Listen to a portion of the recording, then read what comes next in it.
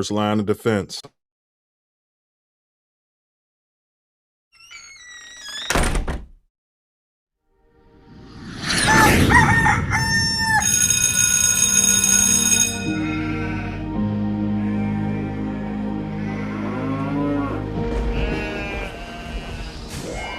This is your last chance.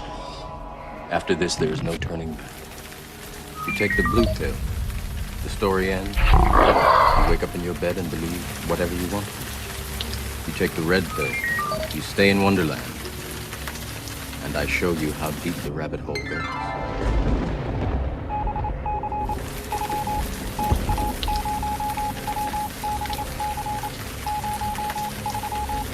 Remember, all I'm offering is the truth, nothing more.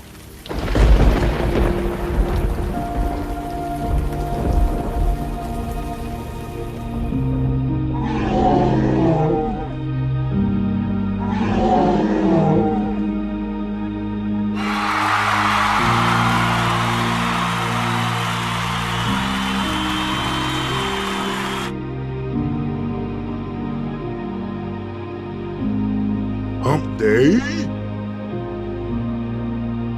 Self Love, what day is it? Hump day?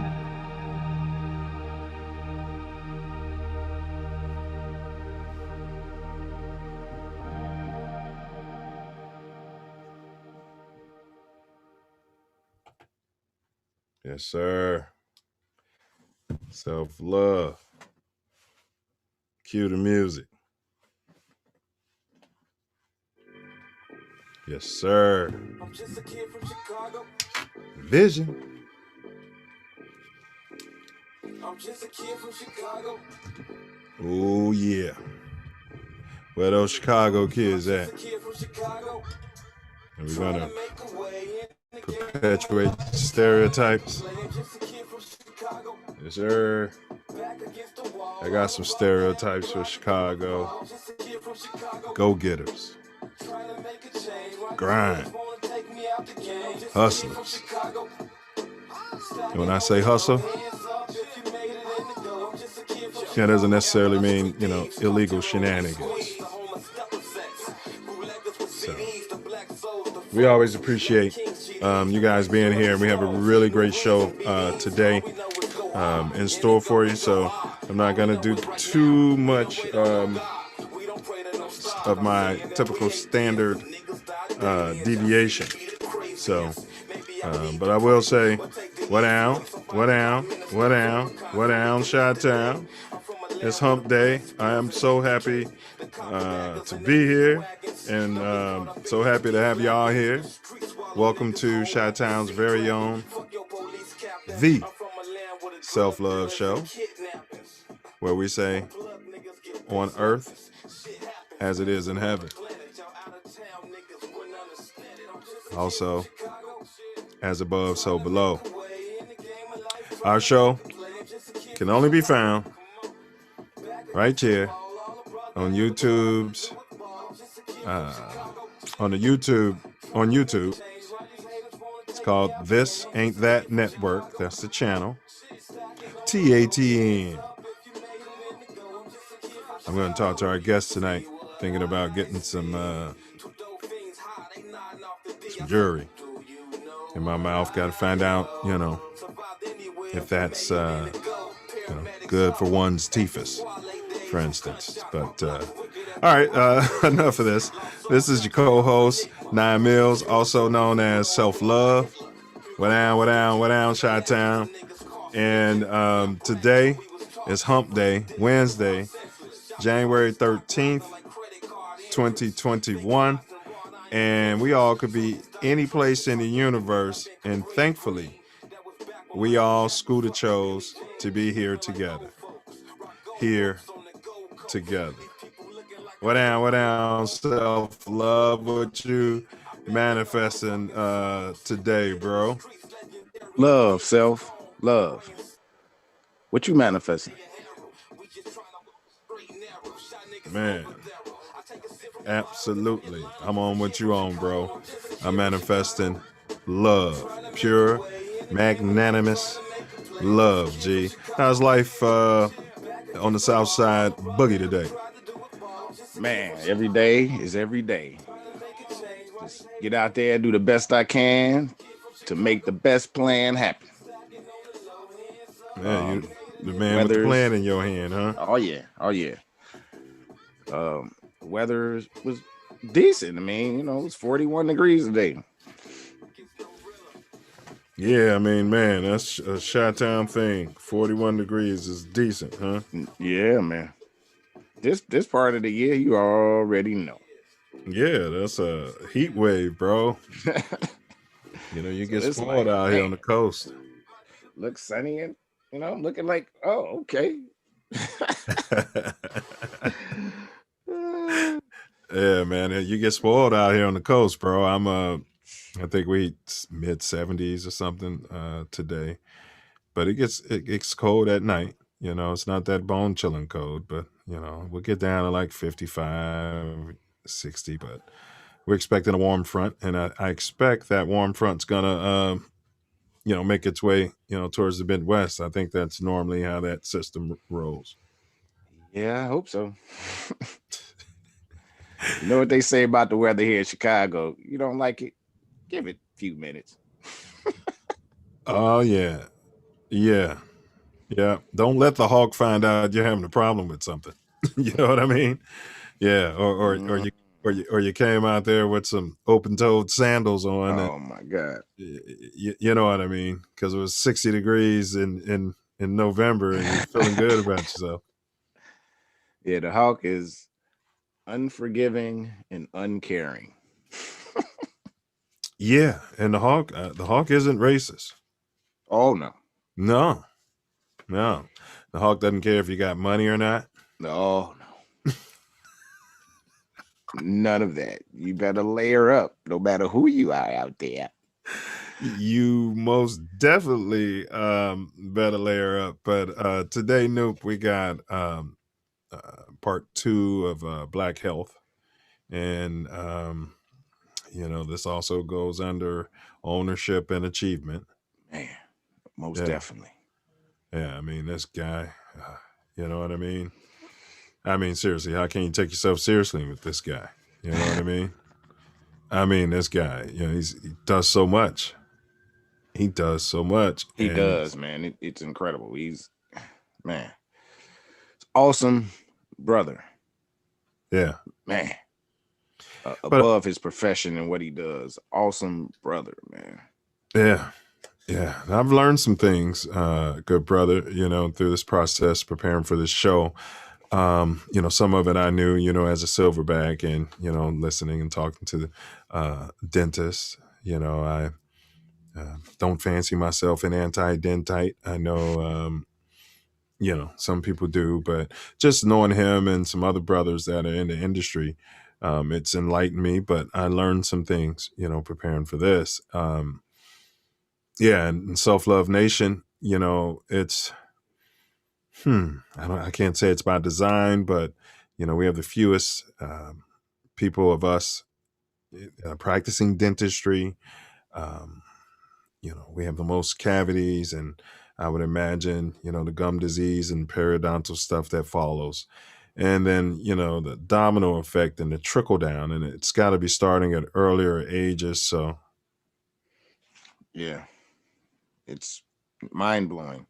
Some of the information that's going to come out in this show. Man.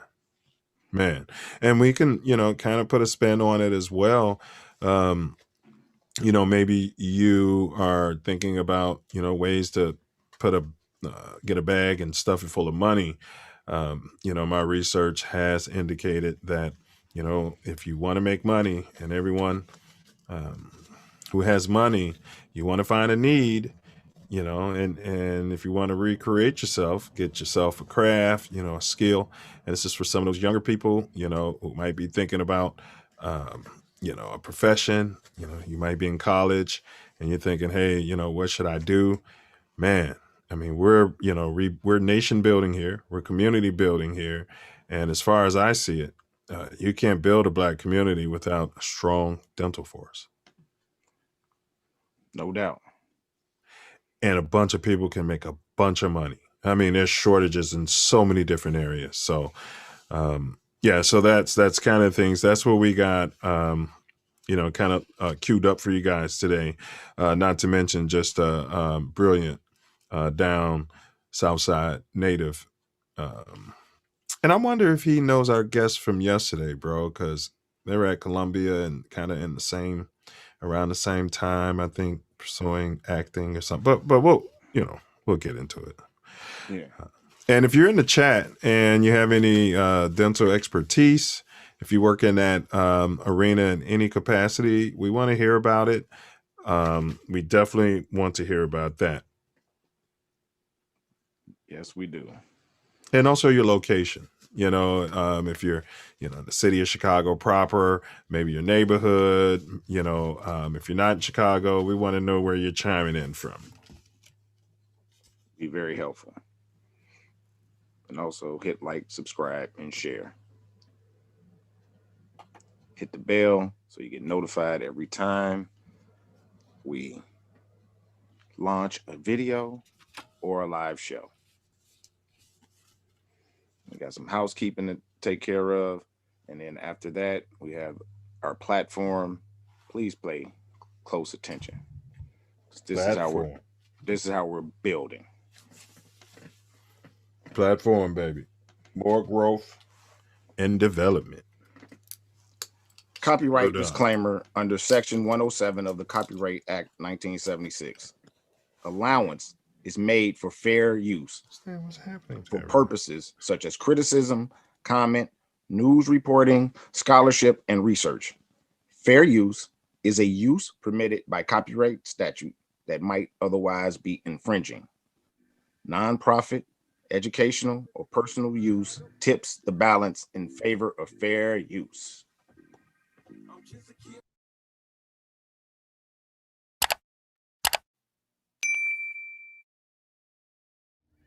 In entering upon this course of instruction, each of you should, so far as possible, lay aside for the time being all previous theories and beliefs. By so doing, you will be saved the trouble of trying all the way through the show to put, quote, new wine into old wineskins, end quote. Luke chapter 5, verse 37. If there's anything as we proceed which you don't understand or agree with, just let it lie passively in your mind until you have enjoyed the entire show. For many statements that would at first arouse antagonism and discussion will be cleared and easily accepted a little farther on. After the show is over, if you wish to return to your old beliefs and ways of living, you are at perfect liberty to do so.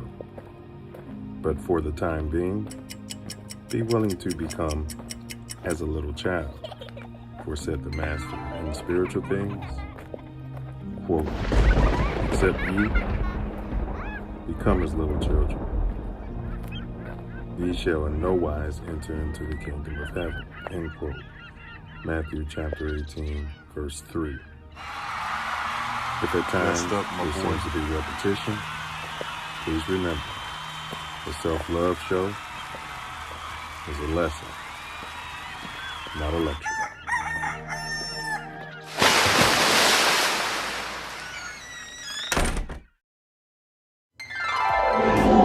Silverback More Growth and Development Platform.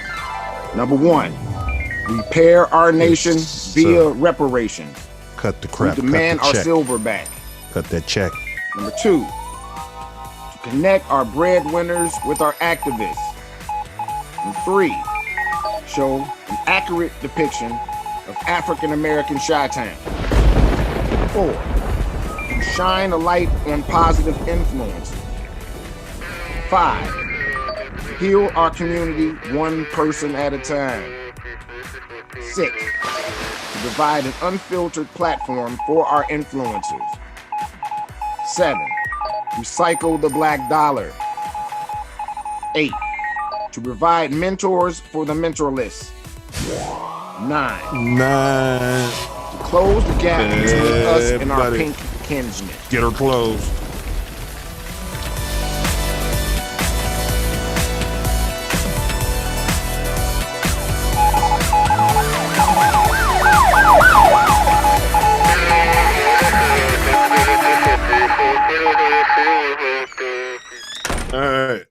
Yes. So we had a magnanimous Tuesday.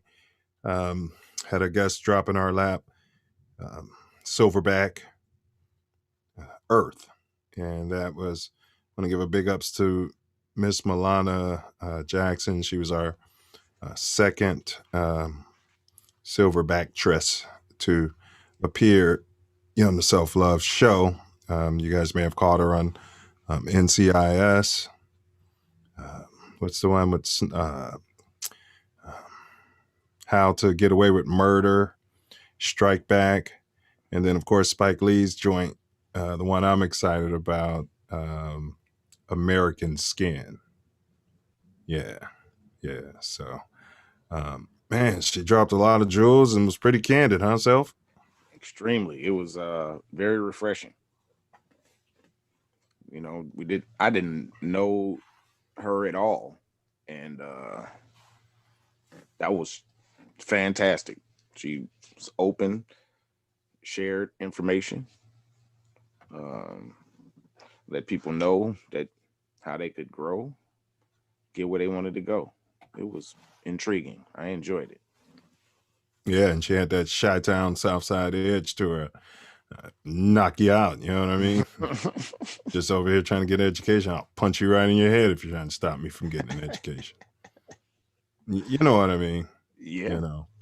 Yeah, and she mentioned Percy L. Julian. That's where Silverback Jay Grilla, didn't he go to that school? He did. Yeah. He sure did. Yeah, Jay Grilla. Yeah. Different time period, but yeah,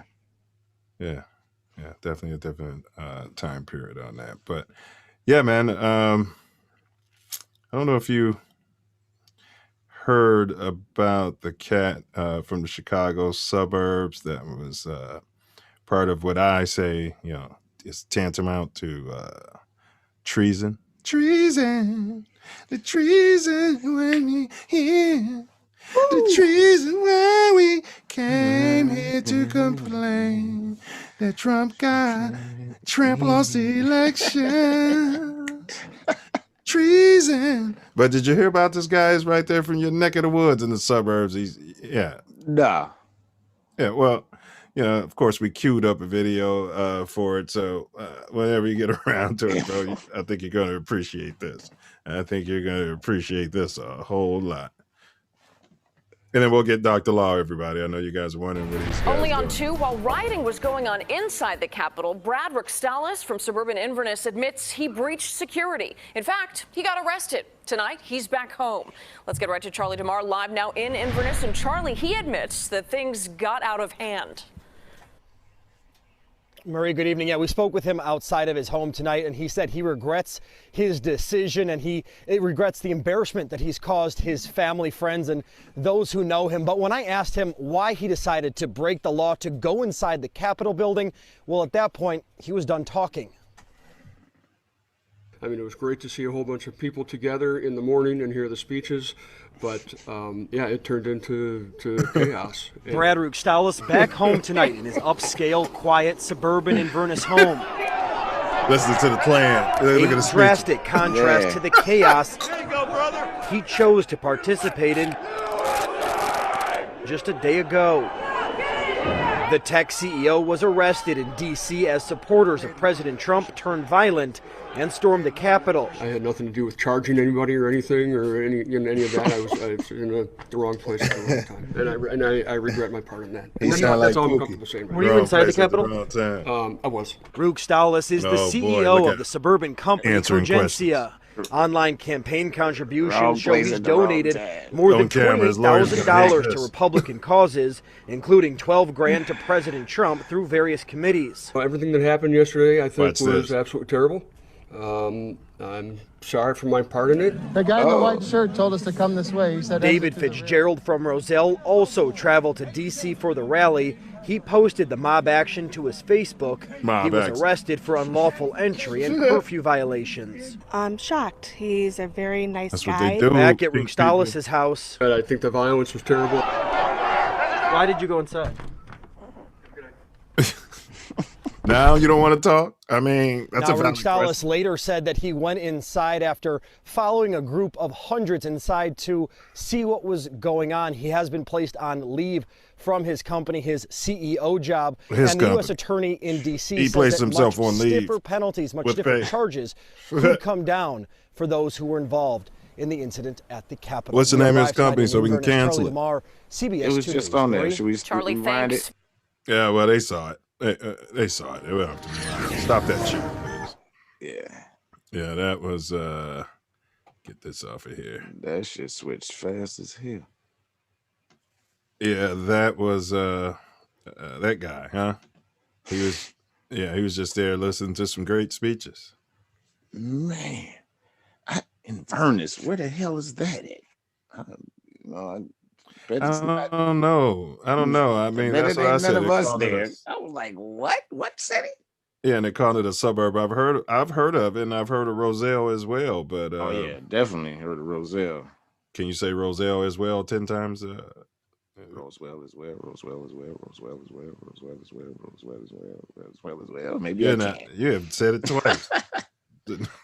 I said it a bunch of times. Roswell yeah, as okay. well. When you run the tape back, you're gonna realize you didn't say it once, maybe twice. I'm giving you credit, but go ahead, bro. I was just looking up in Venice. See what it's. Yeah, how many miles is it from you? Population 716. Palatine, in township of Palatine. So that's really not that. See, that's really it might be a spinoff township. Maybe it wasn't established. You know what I mean? People kept moving out there. Trying to get away. But 29 miles. Yeah. But yeah, man, enough of the appetizers. Yeah, man, quench our thirst. Yeah, let's get the Self Love Nation satisfied here. So absolutely. Yeah, so we got this video we're gonna run here, and as we start introducing this brother,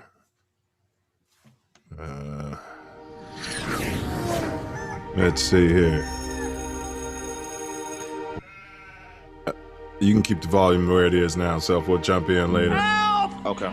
Here. Oh, take my hand. Come on. You're gonna fall unless you take my hand. Would you have taken his hand, Self? You saw what he was doing with that hand, man. I don't remember. Man, they set this up great. Boy, he was nasty with that hand, bro. Oh. Yeah, he was nasty with that hand, bro. Mental health problems. That was his jazz. It was his jazz hand. The biggest problem is that there's still a deficit between the African American community. He's like, no, take it. Yeah.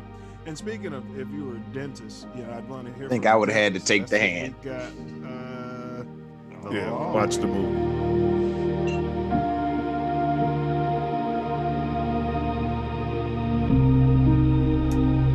Did you think different? I hear you. But yeah, I would have took the hand too, but you still would have died. A few statistics. We always hear about the 50%. That dude wasn't gonna be able to do that with that hand. And I'm go to children because that's my focus here. That are cavity free, but we don't hear too much about the 50% who aren't. And specific to the African American community, there are about 60% of African American children She speaks perfect. Who have cavities. And I think the real sad part of it is there's another group of poor children which have like 70% is their statistic. I don't know, but his teeth didn't even fall out. This guy. I want to ask Dr. Law what would be his game plan for that mouth. All right, Self, if you can take the volume down a little bit, good note. Appreciate your club.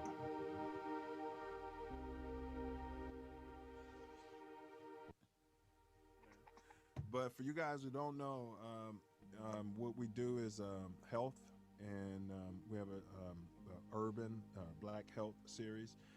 that we run. Self Love and I, we've done one. It probably got deleted. And Self, I'm gonna comment on that. Send cane in his mouth, as he's the son of our late, beloved, revered brother Leland A. White.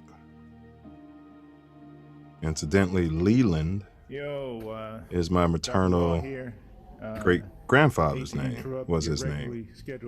So rest up to both of those men. His dad was initiated at Alpha Rho. Did I say bloody? Alpha Rho in 1951. I'm not going to say bloody Alpha Rho. Place right there. And he's joined our grand chapter Invisible. So, yo. Dr. White, his mother, Yvonne B. White. Wonder if that B stands for beta. We're going to ask him about that. Door into the she was a CPS teacher and administrator. Sounds like your mom, Self Love. Yeah. Treatment room right here. And Dr. Law continued to ride his esteemed father's coattails, footsteps, as he was initiated as a noob at the beta of Kappa Alpha Psi, where he attended the University of Illinois at Urbana, and he was made spring 1983. Pretty sure he didn't make any roles, he just followed them. Dr. Law earned his dental credential in 1989 from Southern Illinois University. Those are the Salukis down there. After practicing with various dental offices, my office, this spot right here, he founded his own spot, Comfort Dental Studios, back in 1992. So, great year, huh? 92. Oh man, great year. Okay, he caught the film bug and enrolled at Columbia College film curriculum in 91, 93. So that would have been before our guest from last night, but I believe it's the exact same program. So that's what's going on right now, good brothers. In response to some of the queries last time, this brother ran the Chicago Marathon in 93 and 95. I should say he completed the Chicago Marathon because, I can go out there and run it. Everything's shaping up nicely. He's a Million Man Marcher, so. Supposedly still looking at we was there. First. Yeah, we was there. No. Yeah. In there trying to make things happen. He served as a deacon of New Hope Community Baptist Church, 93 to 97. He claims to have hosted the livest backyard party in Chicago from 91 through 99. He produced a short film I hope we have time to get to. Graduated from Pepperdine in 2003. That's where he earned his Master of Business Administration. He worked at HBO Films for a stint. And he's a charter member, Beverly Hills Central City Alumni Chapter. Quaint, I'm sure. Return, but yo on that. He returned to Chicago in 2008 and restarted. He relaunched Comfort Dental Studios. So, so that's who we have here. So, Self Love and the Self Love Nation. If you guys can join us in welcoming Dr. Law, as we call him, Dr. Lawrence Anthony White is in the building. Yo, what's up to the noob? Yo. Yeah. Oh man, y'all are killing it. Killing it. Killing it. Man, some of those pictures you put up took me back to dental school, bro. What would be your game plan for that one mouth? I'm thinking cold steel and sunshine. Yeah, man. Yeah, you would have to liberate those. You'd have to liberate those, man. It's cold steel and sunshine. You know, one thing. The first off, welcome, brother, and thank you. You know, so much for doing this, Snoop. Thank you, man. I love you guys, man. Shoot, y'all are the bomb. The bomb, yo. Much appreciation, Snoop. Yeah, and you know, people don't realize the psychological impact of having your grill straight. They've done studies on that. They've recently, done some scientific studies on just the ability to be able to walk into a place, smile, get a job, things like that. I mean, it can impact your life in more ways than most people care to talk about. It's surprising. It's surprising. One of my most memorable patients is a woman that worked at St. Bernard Hospital, and I worked in their dental clinic for about 7 years when I moved back from LA, part-time. I spent, it's in Inglewood, and I like being amongst the brethren and the cousins, and wanted to show a positive black face over there. But she worked in the hospital there, and always grumpy. I mean, super sourpuss.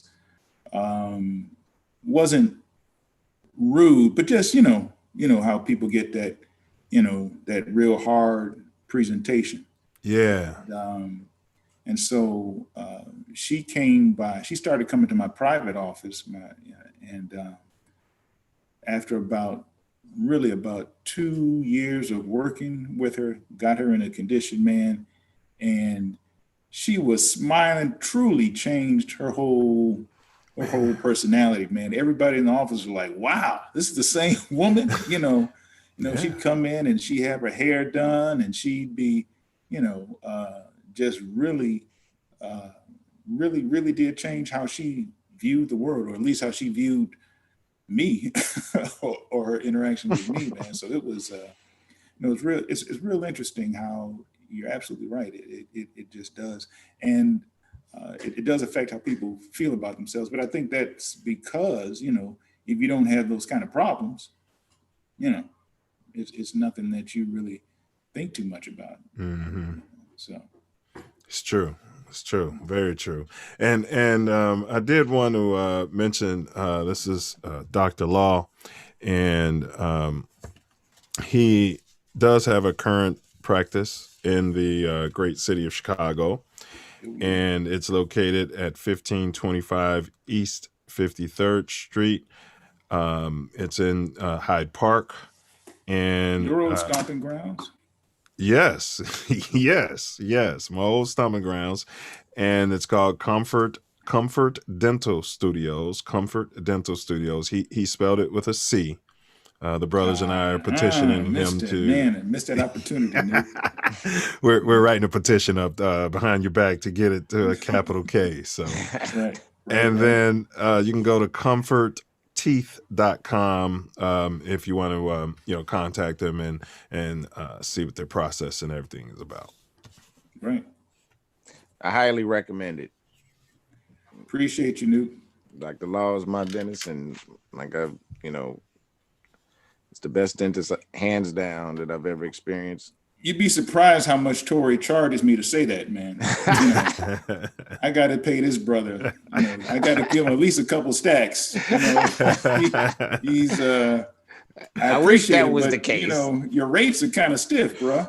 I wish that was the case. I would be running up and down the street the other day. Well, once we get about 1 million more followers, we'll be able to, talk. And he's a rational businessman. I appreciate that. Good looking out. So let's go ahead and get this started. So I want to ask you, just for the group, where were you born and raised? Chicago, South Side. My dad's Sir. from the West Side. My mom was from the South Side, and I was born on the South Side. 8533 South Drexel in the Avalon neighborhood. Okay. I guess that's Avalon. Is that Avalon or Chatham? I don't know. But yeah, 85th and Drexel. And then good question. When I was 4 years old, we moved on up to 91st and Cregier, Pill Hill neighborhood. You know, we kept it real, as I say to the news, keep it real. I keep it real bougie. So, you know, it was. Well, Pill Hill's had some notable Black people who live there. Can you think of any of them? Just. Yeah, absolutely. You know, my neighbor, when we moved over there, my neighbor, 4 doors down, 1, 2, 3, 1, 2, 3, 4 door down was the Hall of Famer himself, Mr. Play 2, Ernie Banks. Ernie Banks, yeah, let's play 2. Yeah, Ernie Banks. I was actually in the 2nd grade. My parents put me in this private school, and I was in the same class as Jan Banks, his daughter. Wow. So yeah, so I'd actually been over to the house a couple times, and you know, Mama Banks wasn't too bad. Big ups to Big Mama Banks. Right. Well, you know, Pill Hill, from my understanding, you know, as everyone may or may not know, Chicago is extremely segregated, has been. And so this was an area, a pocket that was created by Black professionals, you know, where they can have a zone and a safe space, you know, to live. And there's so many other like notables. I want to say, I hate these shows because as soon as everybody's going to go, everybody live there. But I was just trying to say, bro, Pill Hill comes from, there were so many doctors that lived there. That's where the term Pill Hill came from. Yeah, but that term came, Mills, when it was white. You know, these were white. This was Jewish doctors. So those Jewish doctors, oh, really? Yeah. It was Pill Hill when we moved over there in the 60s. So, okay. Yeah, my neighbor was white for about 10 minutes. And then, you know, it was in the heat of white flight. So, yeah, it was interesting. It was interesting. Yeah, but that's absolutely correct, man. I had my particular block, my particular time growing up was really, really interesting. I mean, it was almost a storybook. Mm-hmm. We may have had like 15, 20 houses on the block altogether. And easily, we had maybe 15 guys within 5 years of each other. So we played all kind of sports together, from baseball, football in the streets, basketball. So it was really, you know, an idyllic kind of setup. Now, so you said you got there, and then so it was right. The Pinks were moving out, and for I'll say white, because we have to identify people as pink before we'll start calling them pink. But so the white people started moving out due to the white flight right around the time your family is moving there. So you had your own single family home, mom, dad type of situation. Yeah. So the schooling that you went to, did you go to school with any other races besides black kids? Well, that was at 1 year in 2nd grade, and then in 8th grade went out to Morgan Park Academy and went to high school out there. So other than that, I was at Arthur J. Dixon Elementary on 83rd and 83rd and St. Lawrence. Right off And, Cottage? Also, right. As a matter of fact, right down the street from St. Mark's Methodist, where Brother Shavers attends. Okay. In Peary, John T. Peary was a primary school. So I went to those two schools in the Avalon neighborhood or what have you. But yeah, dealing with the white folks was interesting. We had our neighborhood was such that we didn't, there was absolutely no downgrade or differential between a suburban white neighborhood and the neighborhood that I was raised in the city. And so growing up like that, it was always upsetting because white people just assumed, that you were poor and uneducated. Yes. Yeah. And that you're lucky to be, around them. And it was a huge, come up and this kind of stuff. So that's just how their perspective was. But it was just never, there was never any pressure on me. I think there was probably pressure on my parents. They may have wanted their sons, me and my brother, to, have this, I wouldn't say white influence, but certainly whatever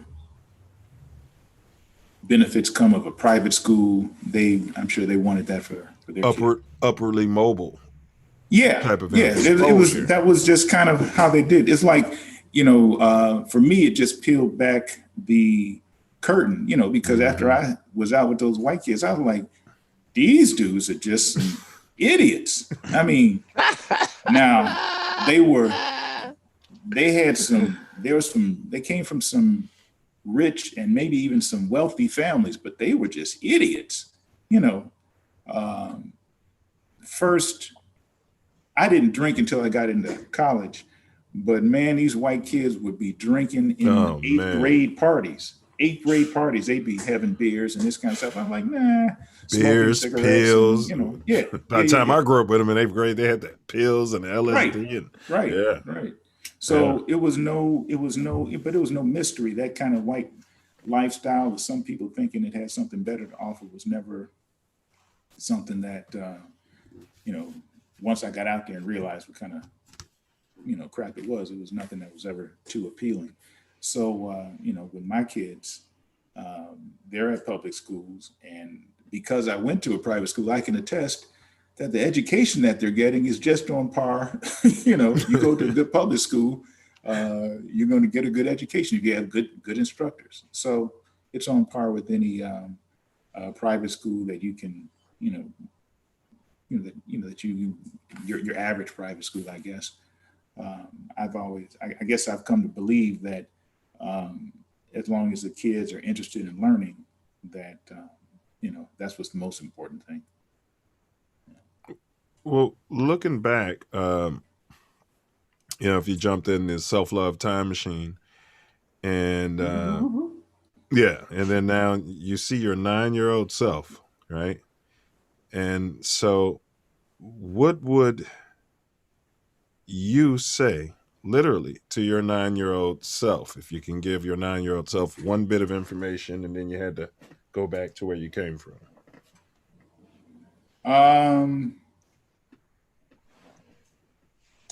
It would, and it may sound pretty, I don't know, typical, but I would say stick with what you want. My mother was a teacher. My father was an administrator with the CPS for, I think my father was 40 years. My mother was 36 because she took time off for, raising 2 knucklehead kids. And I would tell myself to be more committed to what I guess to my first, most passionate dream, you know. I was a late bloomer. And I mean, I look at some of the stuff now and I think I'm blooming, so to speak, you know, 50 plus years old. But yeah, that's, to me, that is super, super duper critical. I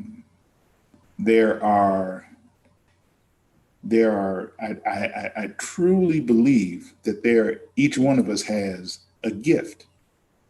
And, you know, if you can run a 40 in 4.2 seconds, you know, the society has a way of telling you, hey, you need to be playing football. Wide receiver, cornerback, that's your gift. If you can run a 40 in 4.2, you know, they'll teach you how to catch a ball. Oh, I see. I thought they were really saying dope. if you could drink a 40 and 4.2. See, well, see, that's why you didn't make it in the league. That would be a gift, though. That Right. explains It would be a gift.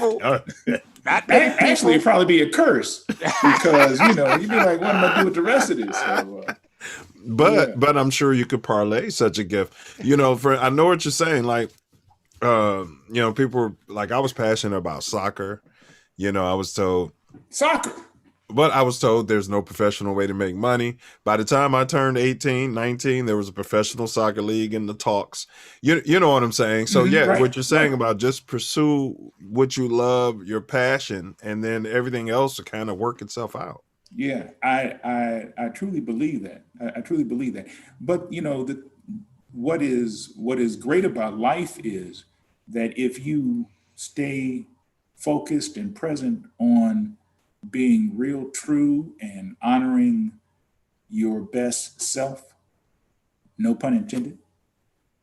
If you stay true to that, you know, I think there always are opportunities because your gifts might change. What is, you look at what was important to me when I was 9 or 19 or 29 or 39. What was important to the world? That paradigm even changes. Right, exactly. So, you know, I think it's been very beneficial for me to kind of keep taking inventory of not just my wants and passions, but my skills. You know, you have to really grow yourself. That's been a real blessing, and to me, it's a way of me being that much more engaged in kind of everything that I do as a professional. And this, well, you know, I'm doing all this talking, but one of the reasons why I sold my practice and went to get my MBA, I was burned out, man. I didn't see a way beyond doing kind of the same mundane things that I was doing. And that was my way of getting out, you know, going back to school. Just fortunate enough to learn something, so. Yeah. I know what you're saying. Sometimes you got to get away from it to know, all right, this is what it is, and this is why I love it, and this is, you know, what I'm doing. And you probably, let me ask you a question. Did your experience in California and LA, did that affect your process? You know, when you said I'm a relaunch, like your approach, did it affect how you approach or how you looked at? Yeah. You know, it's interesting. Well, let me first backtrack and say, I decided that I was going to have to close my office. I spent one day in it had to be 2000, probably year 2000. I spent the entire day. I called the office. I got up, called the office, told them I was running late, and then later called back and told them to cancel all my patients and I played solitaire for like 10 hours. Solitaire on the computer for like 10 hours. I was like, man, let me see what this next hand is. So if anyone's out there and I canceled your appointment you were playing solitaire. That's what was up. That's what was up. I was playing solitaire. I had a marathon game of solitaire, man. And I wasn't aware of how to be a professional entrepreneur. When you're in a corporate setting, you have a boss, and you figure, well, hell, maybe I could do his job. So there's always that motivation. There's always that step above that you can look at as far as a goal or what have you. But private practice, I was like, man, I'm doing okay. I'm making money, and I'm just not, and had some women, had a nice little car and all this stuff. And, it just wasn't really moving me the way that I felt I want to be motivated. So to answer your question, I go to LA, I go to school, have this experience out there. One of the things that kind of got me going, I was a runner, don't run as much now, but I was a runner. So because I got kids and obligations and stuff, but back then it's just me. I'd get out in the morning, I'd run and what have you. And probably out trying to pick up chicks. Well, yeah. Gotta stay fit. You're running, I'm running. We've got something in common. We run. I was running and ran past this alley, and I looked down the alley, and there's a parking lot literally full of Rolls Royces and Maybachs and Bentleys. And the next day I drove by something to see what the place was, and it was the Beverly Hills Rolls Royce dealership. And it just struck me. I'm like, this is the kind of stuff that I used to see on TV, and I'm looking at it. I'm like, it's right here. This stuff is not real. Life is actually big and fly, and, there are things, there's a different level of living. There's a different lifestyle that you can attain and this kind of thing. And so I worked a little bit after I got my MBA. I met Priscilla and got married and had a son. And now I'm trying to provide for my family.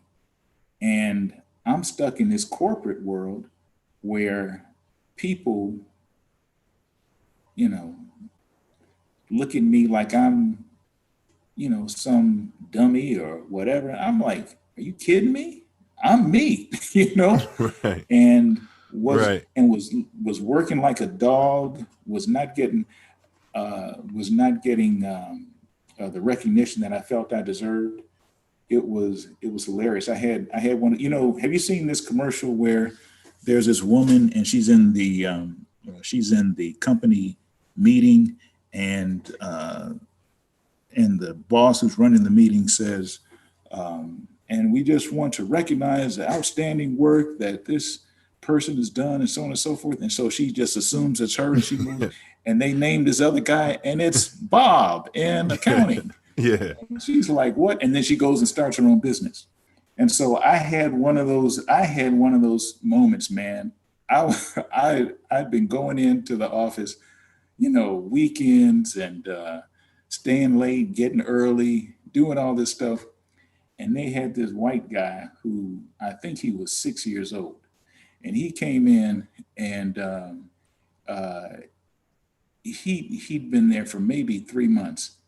And we were on a conference call, and they said, we want to recognize the outstanding work that this, so on and so forth. And like, yeah. Yeah, I've seen that. Oh, yeah. Oh, man, I've seen that, bro. Did we freeze Dr. Law? Yeah, maybe it's his connection, but Well, Dr. Law, you're frozen. So he probably knows he's Zoom savvy. So yeah. I mean, that's crazy, man. I mean, what he's talking about, life, you're doing, what you're doing and you're making money, but you got to find a way to move differently. Yeah, because so many times we hear that in the corporate arena, Jim White guy comes in there right off the street. Yeah, and they recognize, and say, "Oh, bro, it used to happen to me." Yeah, and it's like really, and you hear what he's saying. I've heard your ship say it, Drew. Even when you get the MBA and you're black, they're still going to slave you and have you doing all the TP. Yes. If what? You go for it. That's what it is. Yeah, I'm the guy that had been pulling the office. Look, the other black guys are coming in on the weekends. yeah. They're here early. They're not getting any recognition. Yeah. Not complaining about it, underpaid. Right. Fully aware that other races with less qualifications and accreditation is getting paid more money. Make sure they get female silverback said that. Our first silverback said that, didn't she? Yeah. She was like, they were temporary forever. They never brought them in. They were temporary. That was crazy. Yes, getting bigger bonuses and you're talking. Well, she was brought in, but she said, the other black ones were temporary. Right. Yes. They recruited her. They were recruiting. That's crazy. They were recruiting and had people that they kept as temporary. And was paying them more, and then paying the other folks more than the black folks, and saying, "Don't tell them." Yeah. So, wow. So if you can reach out, maybe go. Close your camera and mute, and then I'll go over some fun facts that we had prepared for the dental. So, bad oral health issues. We've discovered that you can get bacteria from periodontal disease. So, if you get that bacteria, it can cause pneumonia, bronchitis, COPD, pancreatic cancer, kidney and blood cancer. This is all from, bad oral health.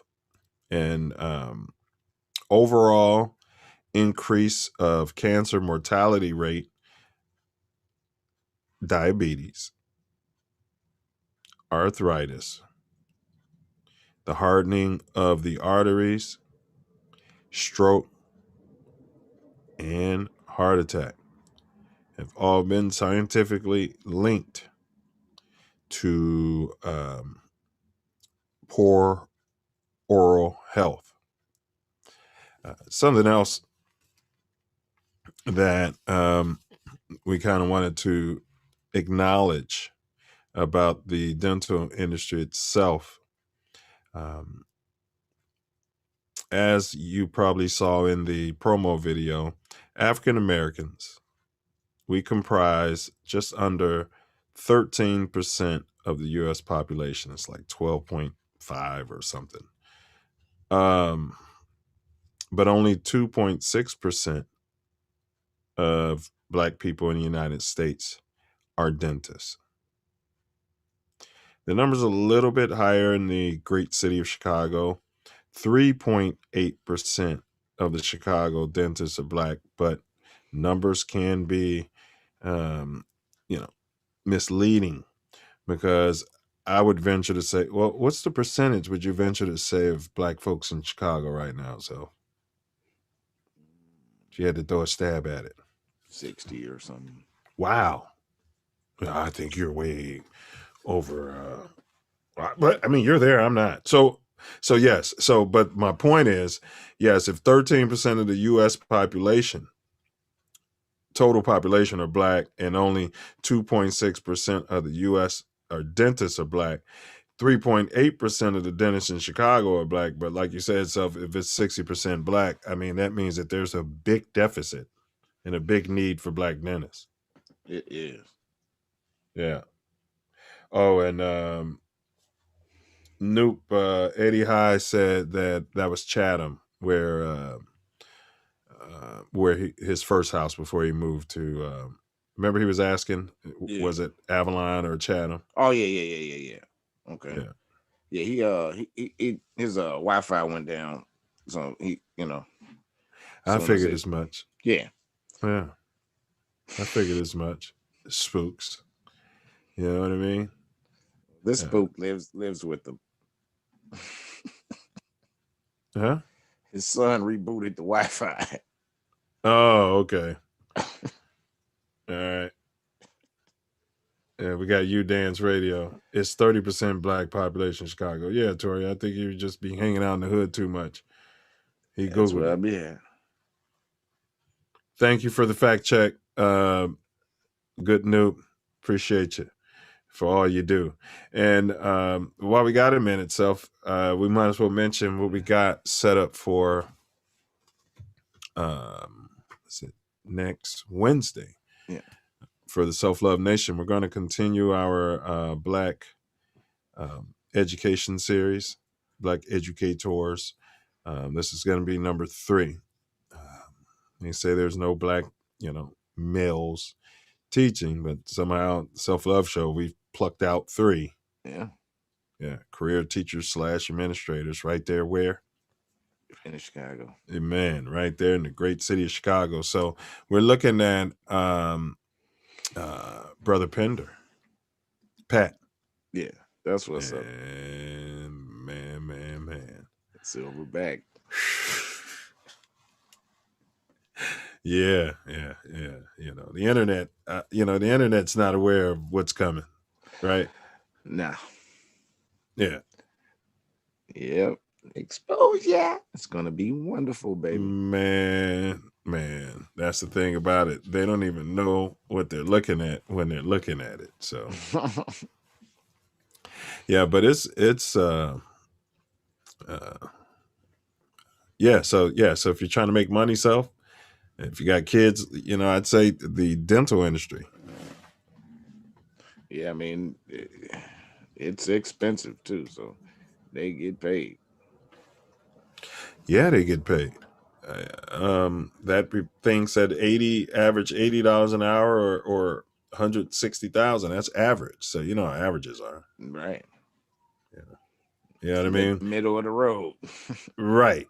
You take the average NBA score per game, right? It's going to be nothing like what Michael Jordan's is going to be, or the top. Yeah. So you get some people there at the top. Yeah. Should have done this. So we got Dr. Law coming back. His company has a 4.9 rating. That's Comfort Dental Studio. 4.9 Google rating. I checked it out. 15. Man, let me tell you about that 4.9, man. Well, hold on. I'm doing your plug. 1525 East 53rd Street.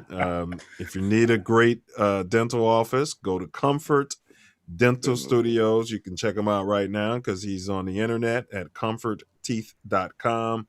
And if you have an emergency, this guy is there for you. His number is 773-731-3300. All right, but go ahead, bro. You were saying about your Google rating?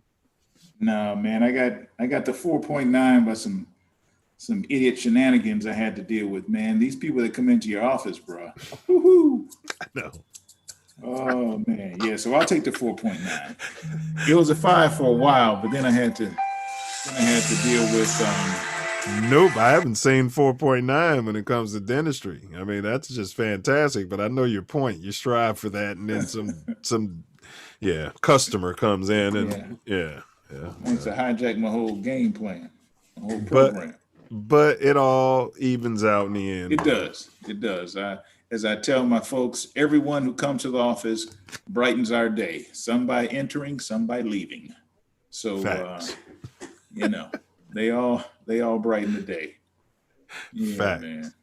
But you were talking about, so you come to find out, Jim White guy was, they recognized him after 3 months of. Oh man, Scott. Yeah. That was Scott. that was an eye opener.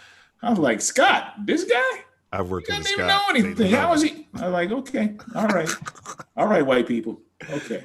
I worked with a Scott, and he literally used to be nodding off heroin, and they loved him. I mean, he was decent at what he did. Be missing work, calling off and all, and they loved him. You know, he was white. Now, of course, nodding off of heroin and still employed. Yes. Oh yeah, Yes, Scott. So if you're gonna be white and name a child, name him Scott. And he'll have a job. He will be gainfully employed and be recognized. Right. He'll be promoted. Yeah, man. Yeah, and then they used to tell me, because you know me, Noob, right? They used to tell me, leave Scott alone. What do you mean leave Scott alone? I'm telling him to stop pooping in his pants and to get away from me. You know what I mean? I'm telling him to wake up. He's on heroin, and I'm not making light of this. You know what I'm saying? But yeah, but they leave him alone. All right. But all right. No, it was that I had to say, man, I couldn't get with the corporate game plan after that. I said, let me just get back to doing the things that I know I can do. And when I got back, man, I was immediately a better dentist, just because you have to, when you're a professional, and I mean this not just health professional, but if you're a professional, if you take yourself seriously as a professional, there is a great amount of work that you have to do to be your best you. And that work will take you and open up possibilities for you. If you don't nurture the garden, so to speak, you're not going to grow anything other than what you have. But when you try to learn more, then you'll get more efficient. You'll get more profitable, and those things. So it's going to California, having that life experience, having that a little bit of the MBA, the formal knowledge, but having that experience taught me, or I learned two different things. But I learned that you have to improve yourself. You have to take yourself seriously, and when you do that, possibility. You see more possibilities. So yeah, I truly believe that you just have to grow, and as you grow your talents, grow your skills, these other opportunities present themselves, and they allow you to do better work, technically better work, more profitable work, faster. Between that and hiring the right people, that has been the world of difference between my practice now and my practice then. Yeah, he said, see more possibilities. I think we had a cat named See More Possibilities came out, tried to make lime, right? What's his name? See More Possibilities. Like, you gotta get out of here, man. But I digress. All right, well, Nope, I appreciate you sharing that. As a silverback, and we label that on our backs because we want our damn silverback. So as a big homie, so to speak, as the little homies call us now, what advice would you give to a young person, Black person in urban Chicago? What would you try to tell them? From an entrepreneurial standpoint or professional, life standpoint? Yeah, I'd say more of a life standpoint. So I'm glad you asked that. So they may not have had, one or two functional parents, or maybe they do, but they may not have been in Hyde Park, like some of us, or, South Shore or Chatham and back in the day, or Peel Hill. I mean, it's hard for us to offer that if we haven't lived it, but it's got to be something we can say. You know what? Yeah, I think there are a couple of things. People feel like so much is out of their hand. And I think it's important that people take ownership of what they're able to do. They may not be able to do everything, but take ownership of what you can do. And that could mean seeking out mentors, learning more about the technical aspects of your interest, and putting yourself in an environment in the kind of environment that you want to be in. There's an old saying, fake it till you make it. And I believe in that. If you put yourself in a position, if you have an interest in, I'll just say architecture. If you seek out architects, go to where the architects are meeting, where they have their meetings, where they're doing, their education and whatever kind of seminars they have and what have you. You're going to learn more about architecture. You're going to learn about more possibilities in the world of architecture, and hopefully see yourself in that space. Like I said, I'm still learning, and I'm 50 something, 56, and I'm still learning about ways to be a better entrepreneur, building the soft. So I guess we can get back to that. Oh, we're going to get there, but go ahead. Yeah. No, you were talking about any advice you were given to. Yeah. I just think it's important that people seek out help, experienced help. Yes. Seek out mentors. Yes.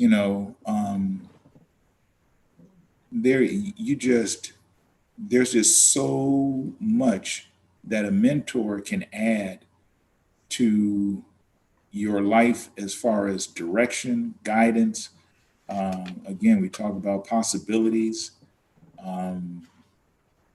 help you establish goals, help you make connections, help you grow in whichever industry or profession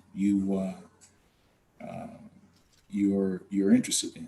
So cut some of the losses. Yeah. And man, losses stack up easy. Yeah, losses stack up easy. So you wanna avoid those. There is a true benefit to learning from somebody else's problems.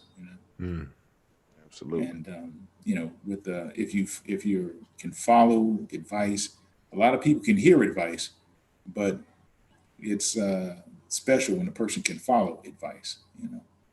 A lot of people say, no, I got to see for myself, and that's a long ask my son. Well, yeah, that's one of those things you might learn, during a pledging process. Yeah. Oh yeah. I don't necessarily have to get that for myself necessarily. No comment, but all right. Moving on. Necessarily. Yeah, we are one. All right. Who do you credit for you making it? I would say safely through Chicago, because I know you're in safe places, but it's still the city of Chicago. Yeah, man. I would say certainly Leland and Yvonne. But then also, God, man, I was an idiot. I was young and dumb, and ignorant. Just had no clue. Right. Exactly. Ignorant. Just had no Tori, clue. where my man. glove at? Yeah. It's just ignorant. You don't know where it's at, man.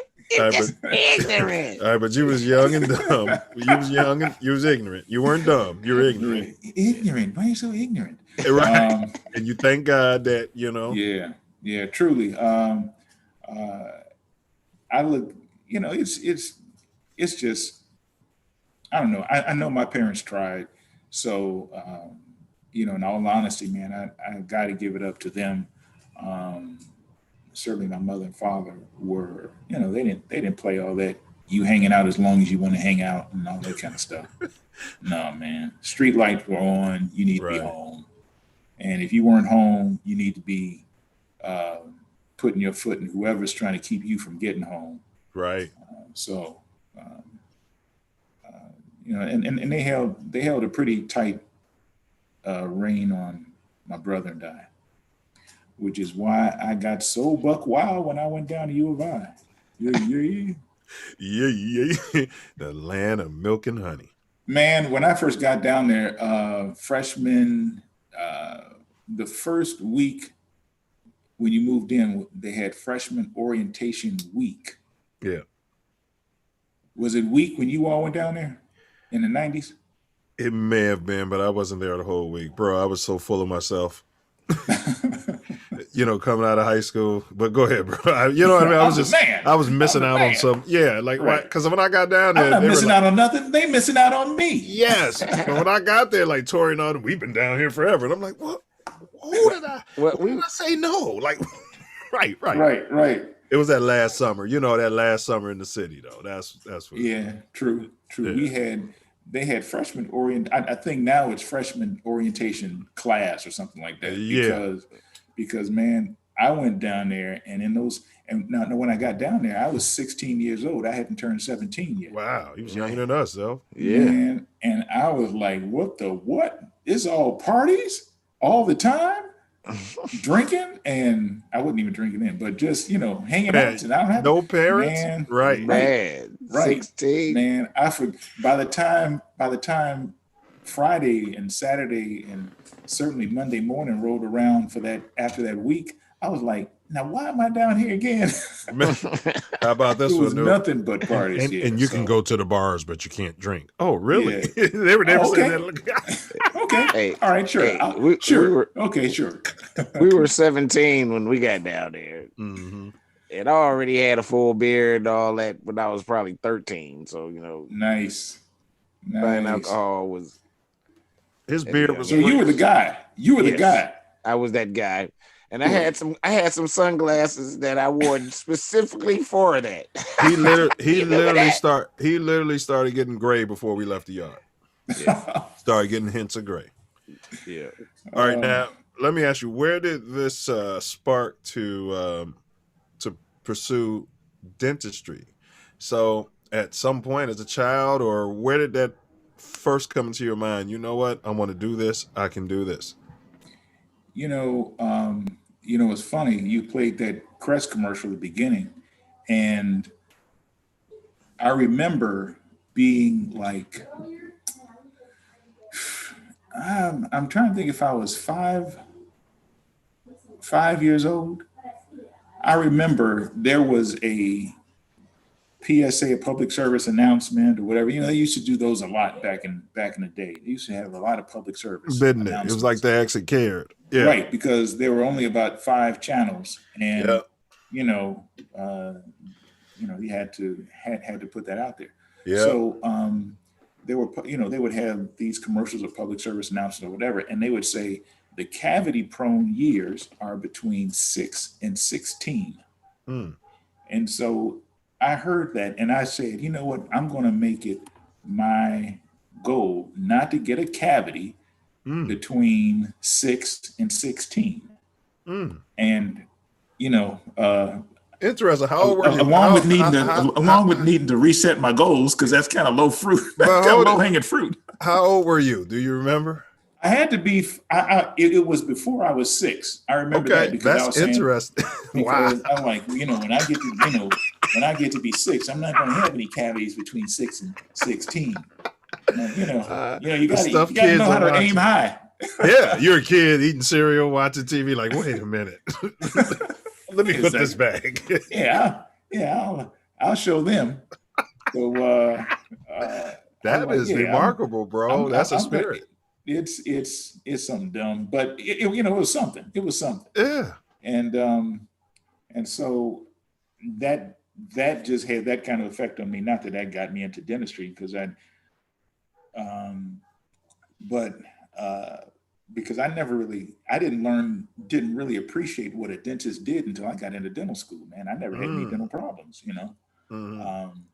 nothing that was, too involved. And it's not stuff we really talk about in the Black community as that much. What? Dentistry. Like, oh, well, you know what? Maybe true. Y'all did, That's true. No, let me tell you, on my block growing up, there were administrators, entrepreneurs, we had some, and doctors. We had 3 doctors on the block, and one of them was a dentist. Mm-hmm. Another one was a physician, and another one was a physician. There were 2 physicians. One of them, Dr. Graham. Dr. Graham had a Pantera, and he had a house custom built. It had a 3-car garage and an indoor swimming pool. He had a Pantera GT. That'll get your attention. Oh man. Have you seen Ford versus Ferrari? Yes. The movie, the film? No, I haven't seen the film. No, I haven't. He had the blue car that was in that film. He had that in his garage. And his son was maybe a year younger than me, David. He was, so we were exposed to that kind of lifestyle. I still can't believe that he had a Pantera, and he had this Shelby Ford, outrageous, race car or whatever, in addition to, like, they may have had like a station wagon. Because and then he smiled with these bright white teeth. There it is. Well, he was a gastroenterologist. He was an internal surgeon. Oh, okay. But the other dentist lived actually in my favorite house on the whole block. The house is 2 lots wide. So you know how the average lot in Chicago is like 25 feet? Yeah. His lot was 50 feet wide, and the house spans the whole width of that. And behind it, it's a fly little house. But anyway, so they had money. So I was like, oh, okay, and I was supposed to be smart and whatever. My parents thought I was smart. And so it was either, you'd be a doctor or you'd become an engineer, because being an engineer was coming up back then. That was before computers really came through, but being an engineer was kind of on that track. But I knew I didn't want to be involved in life or death situations, or having to tell, family that your member died, So I said, I don't want to be a physician. That's what I equated to being a physician. I said, you know what? I really don't want that. I want the kind of lifestyle that is more 9 to 5. I don't want to be on rotations at 3 o'clock in the morning and all, being on call and all that kind of stuff. I didn't want that. So dentistry seemed like a good, logical, reasonable, safe kind of thing. So, I did that.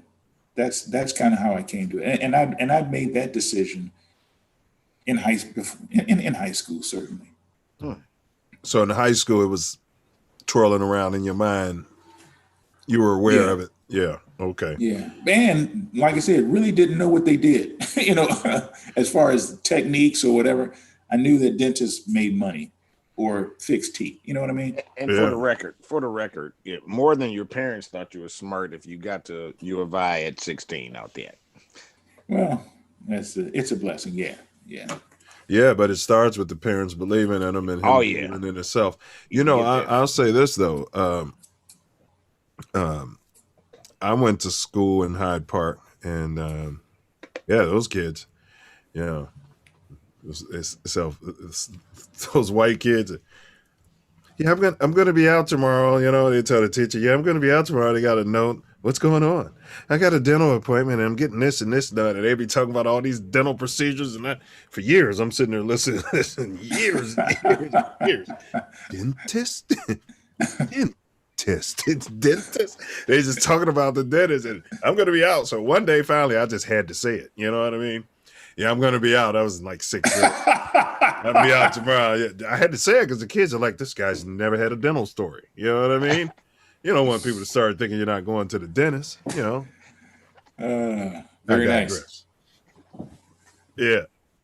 All right. Well, how have you utilized your Chicago, your Chi-Town upbringing or swag in your to propel you forward professionally?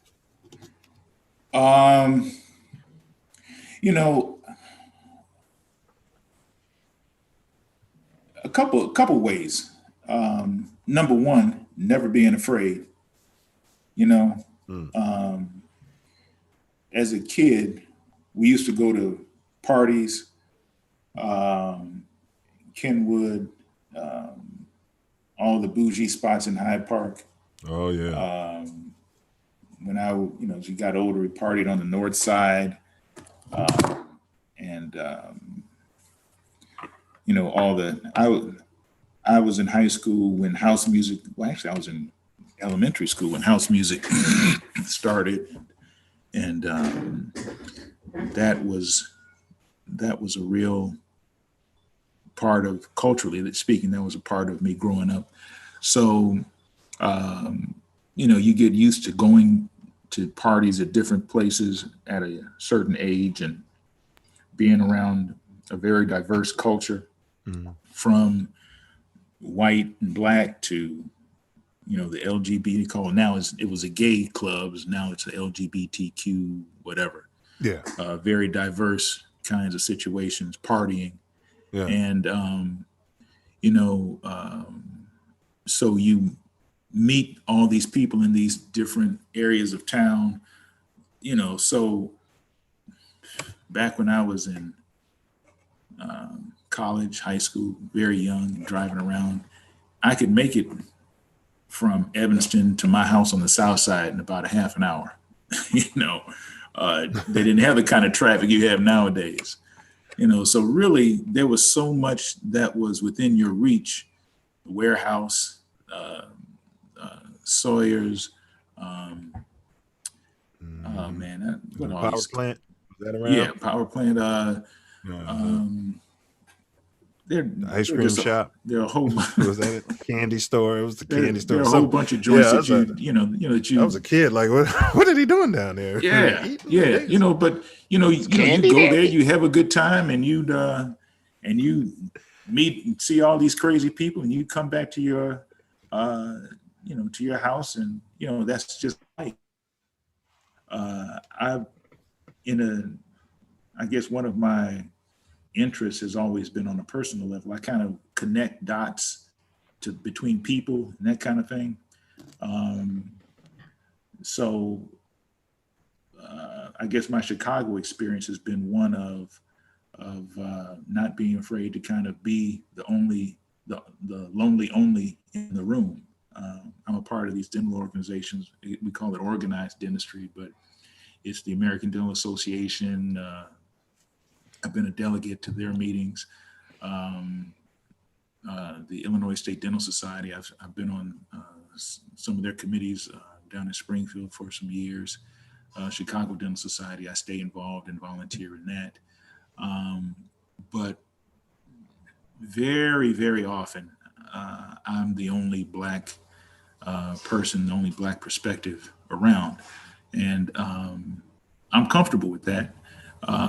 Not content though, but comfortable with being in that area, but not content. And I belong to it. You're not intimidated by that. Oh no, right. No. Right. Hey, Bob. Right. Jim, Dave, Scott. Scott. Scott. Oh man. Scott. Hey, Scott. Hey, Scott. I worked with Scott, and Scott was there for 3 months. And Scott was making 3 times as much money as me and got a promotion. Hey, Scott. Yeah, I know what you mean. And Scott to Jim and Bob there. So. Yeah, right. Gotta add Scott. Right. Hey, big ups to Scott. I don't want to say my Scott's last name. He's a good guy.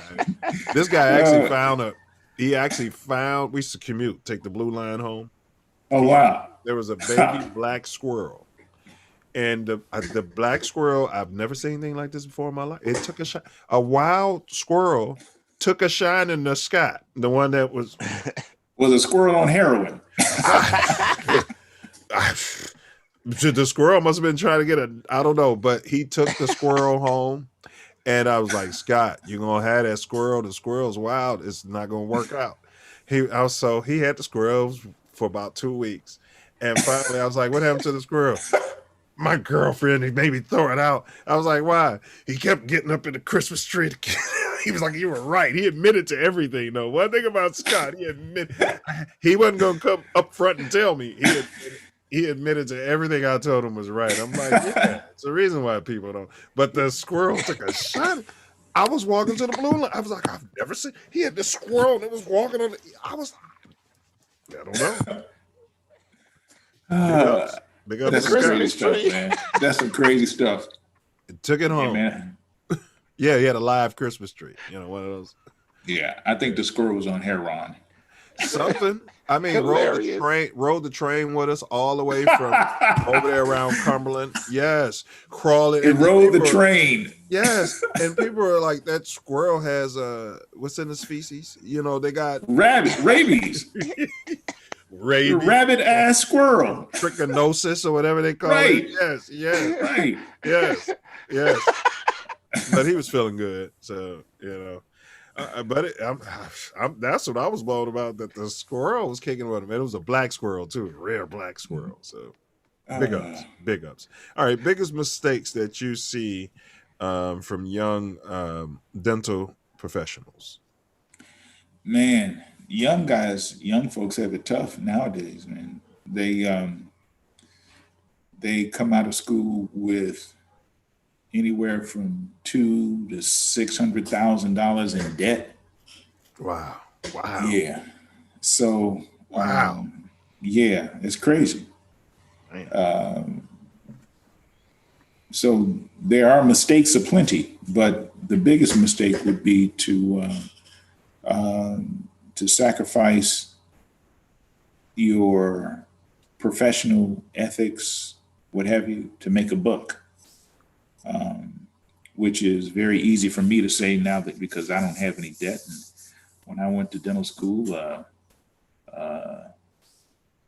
it was a totally different experience as far as debt goes. I mean, 4 years of dental school, room, board, fees, tuition was, all 4 years, you add them up, was $30,000 to $35,000.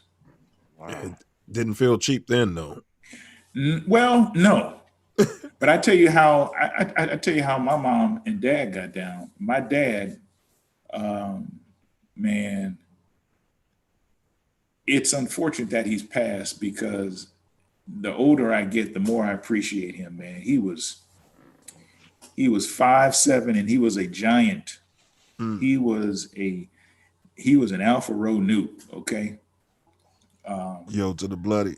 But he paid it, man. They paid that tuition, $1,100. He'd write a check they were on trimesters. So every three times a year, he's writing that check from his extra job, selling annuities. And I'll tell you how things go. He started as a teacher and then became an administrator. And he was an administrator for as long as I can remember, when I was born. Before I was born, he was a teacher. But from the time I was born and knew what my dad did, he was an administrator. So he was an assistant principal, then became an acting principal, and did all that stuff. Then he went to the district office. And by the time he was done, he retired as the director of insurance for Chicago Public Schools. So he would hear all the insurance plans and get the insurance package that the teachers would have or that the board employees would have. And he was in charge of that. I say that because he learned insurance so that he could sell insurance to get me through Morgan Park Academy. Wow. And he kept that up through U of I, which was actually cheaper than Morgan Park Academy. and then he was able to put me in through dental school, that same formula.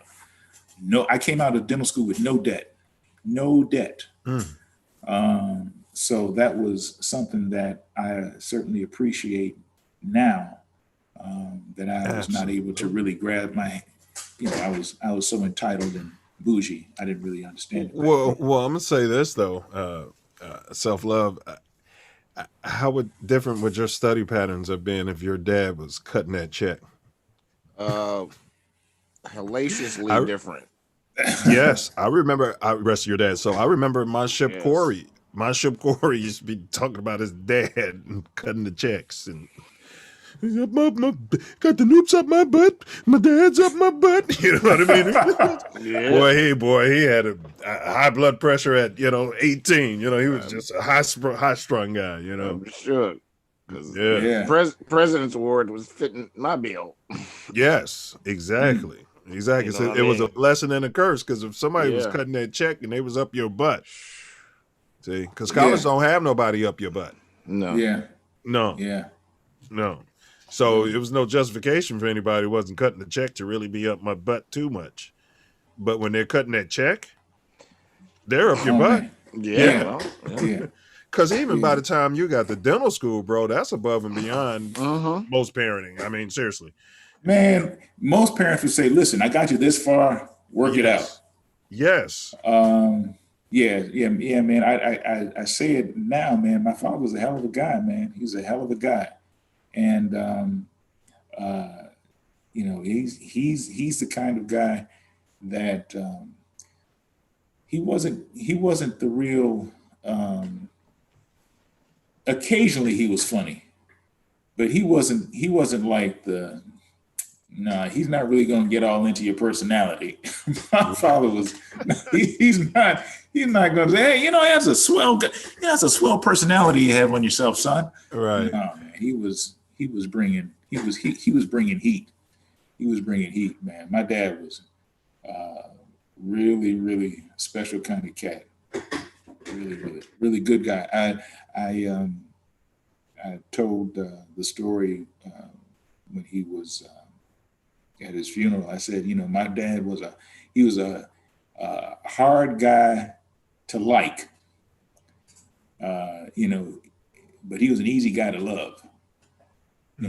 Because he was going to be there, whether he wanted to or not. He was going to be there, but but he didn't. He wasn't that.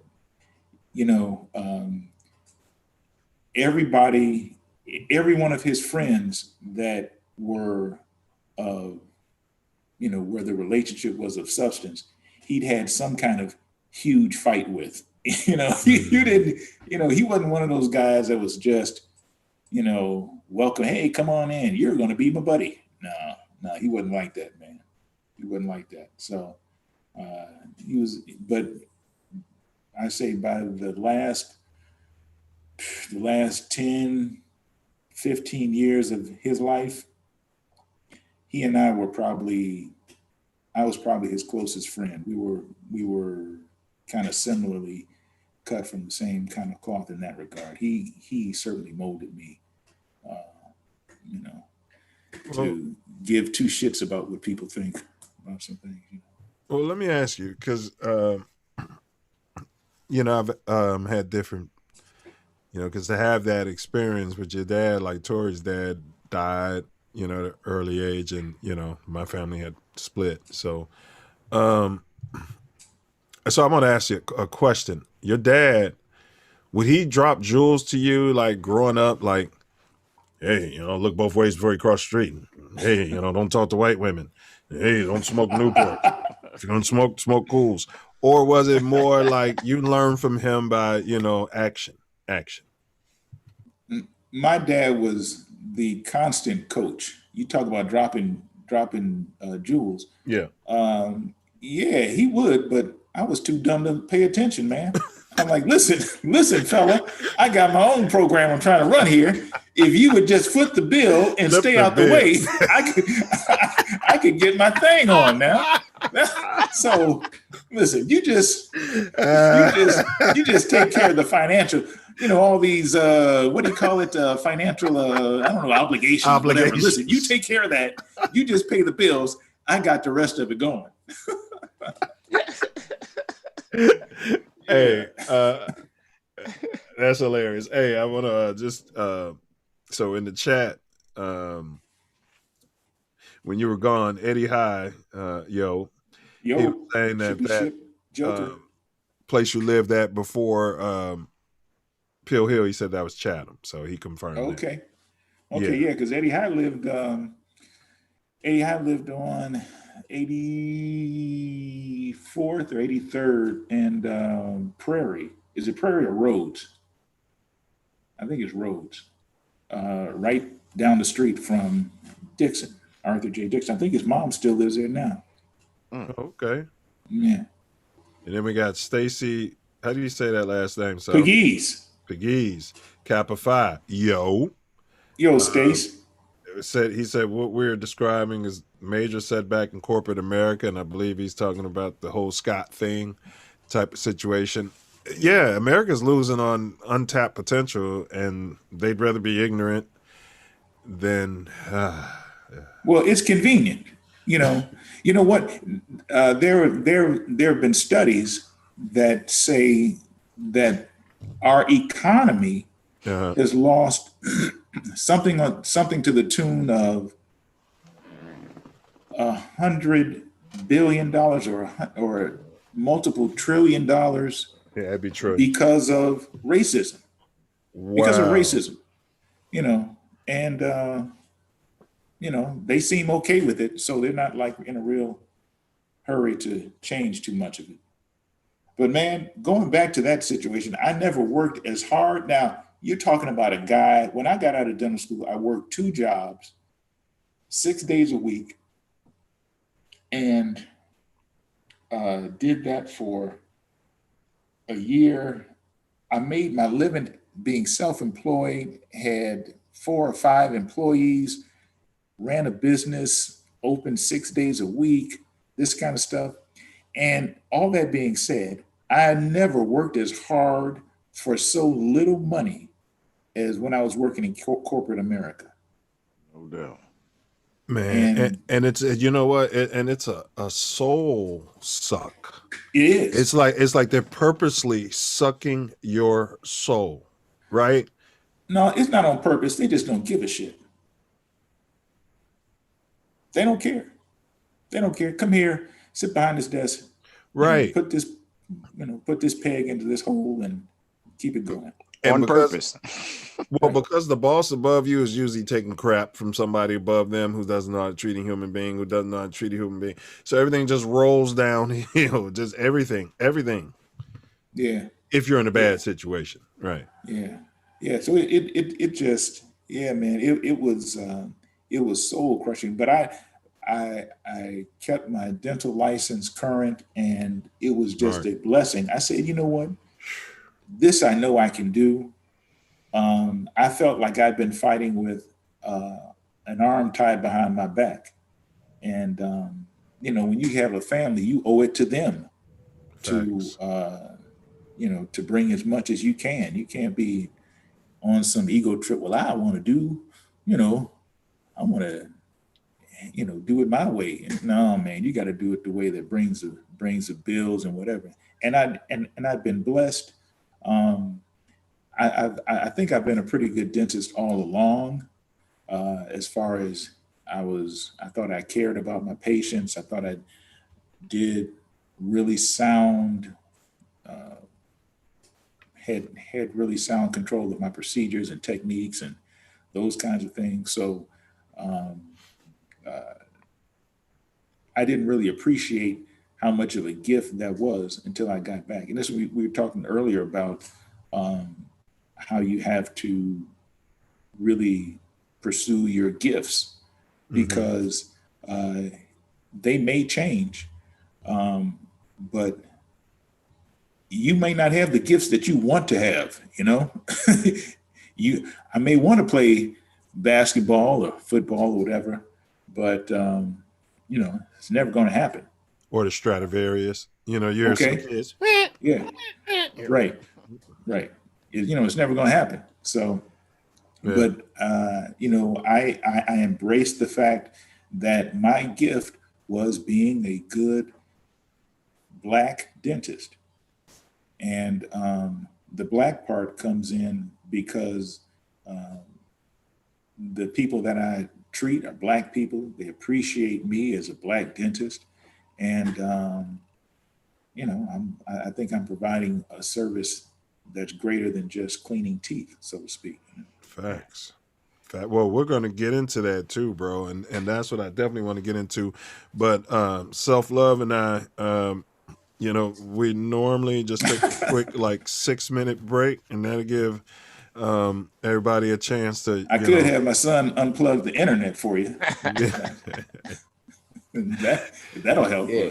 And just in case y'all didn't know, he's my dentist, and he got me together, boy. I was a mess. I wasn't like those shots. No, you weren't like those. Weren't before pictures, man.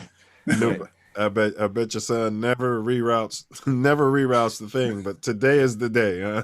Right. I'm like, yeah, man. I don't even understand the concept. The way he disappeared, it was like, I was like, okay.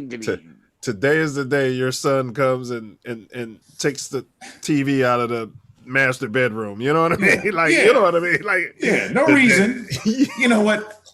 I'm feeling creative, Dad. I was inspired. What in the? Well, the internet was probably running slower because his dad who pays for half of it, you know, along with his mom, is actually using it in a way that he doesn't normally use it. Probably, you know, sucking up RAM. You know what I mean? Oh man. Yeah. Hey, but Self, you want to pay your bills? Yeah. So, is anything in the chat, and then we go to break, or? Hey, something's wrong with my chat. Oh, don't worry about it, Noob. Yeah, Smoke 1016. He used to work with me, Dr. Law. He said Mercer. He calls me that.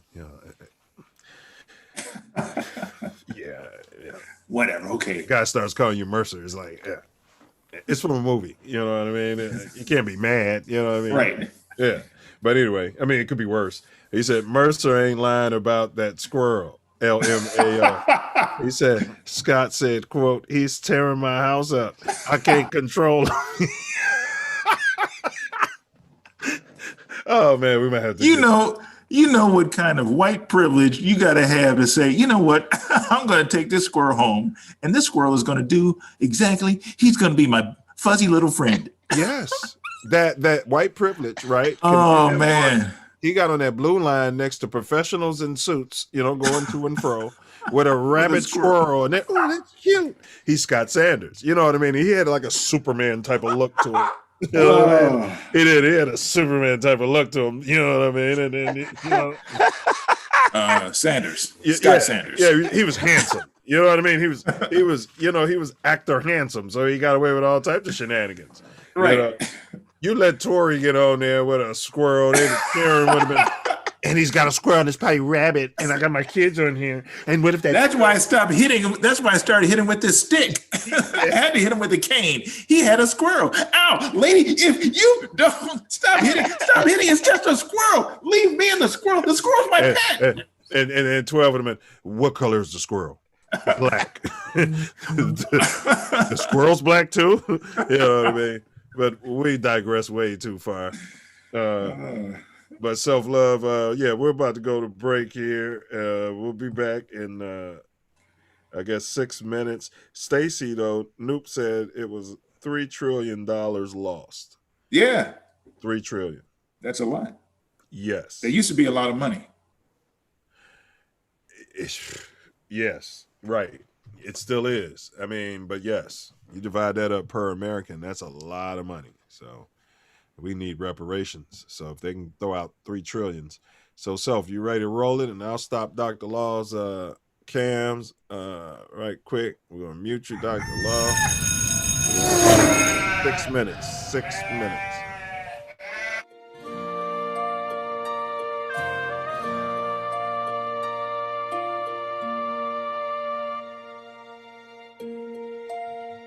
Big ups to Jimi Hendrix.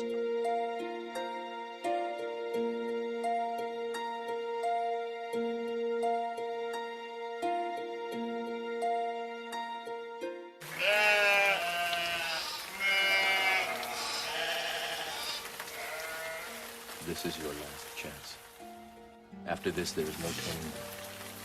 You take the blue pill, the story ends. You wake up in your bed and believe whatever you want to believe. You take the red pill, you stay in Wonderland. And I show you how deep the rabbit hole goes.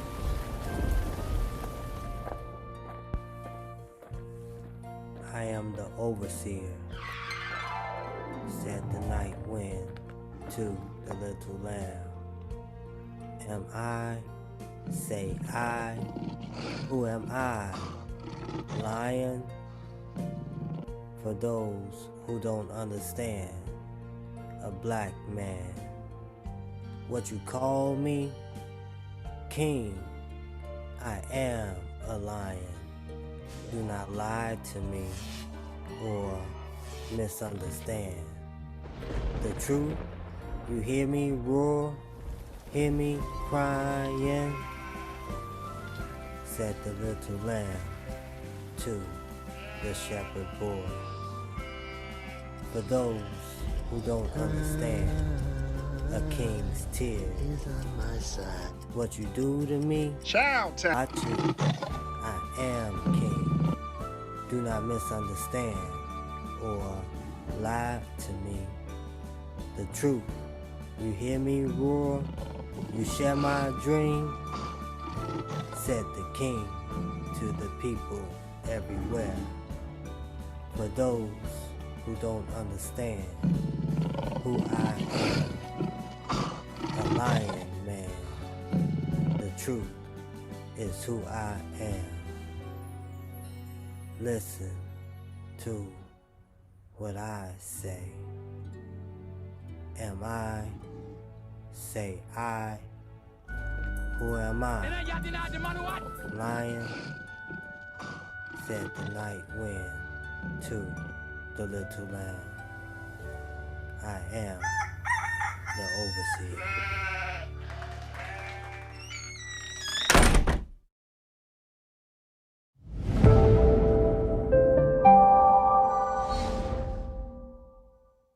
Welcome to Harder Mill Dental Clinic.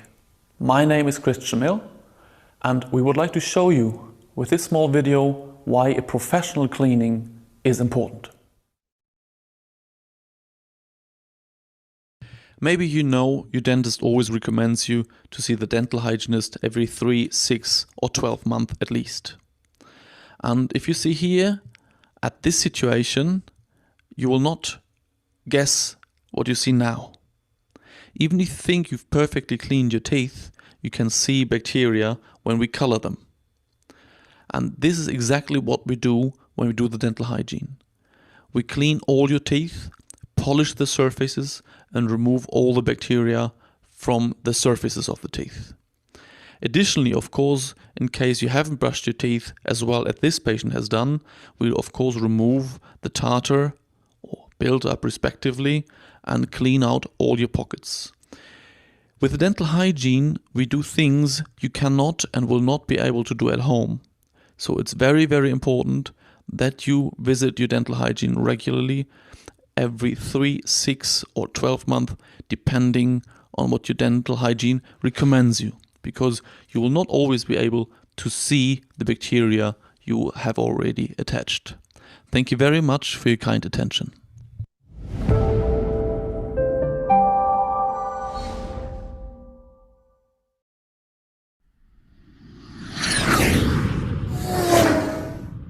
Hey Dad, I have a new idea for Christmas gifts this year. Great, Skylar. What's the idea? Say Eureka Africa. Eureka Africa. What's the idea? Say Eureka Africa. I just did. But what's the idea? That's the idea, Dad. Say EurekaAfrica.com. Oh, say EurekaAfrica.com. Say EurekaAfrica.com, where you can get all of your awesome handmade African clothing and accessories for a great price. Great, let's go order now. I just got hooked up by SayEurekaAfrica.com.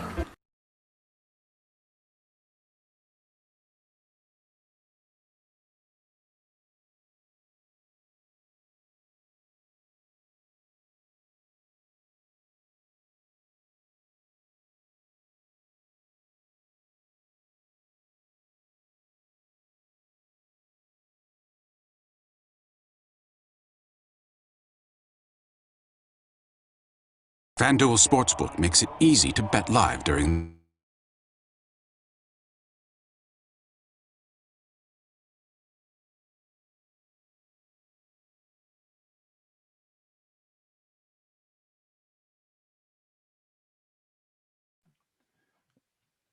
Welcome back.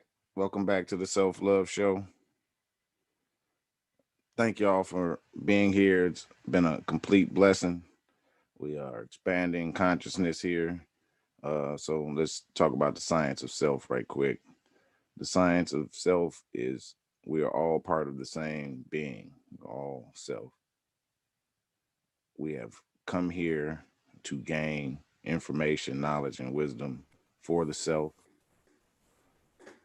And we're expanding upon what it is we came here to do. And just like we got billions and trillions of cells in our body, we are all part of the creator. We are all cells of the creator. Welcome back. Welcome back, Dr. Law. Yo. 9. Welcome back. Yo. So we're sitting here with the good Doctor, as we call him, Law, but we should be clear.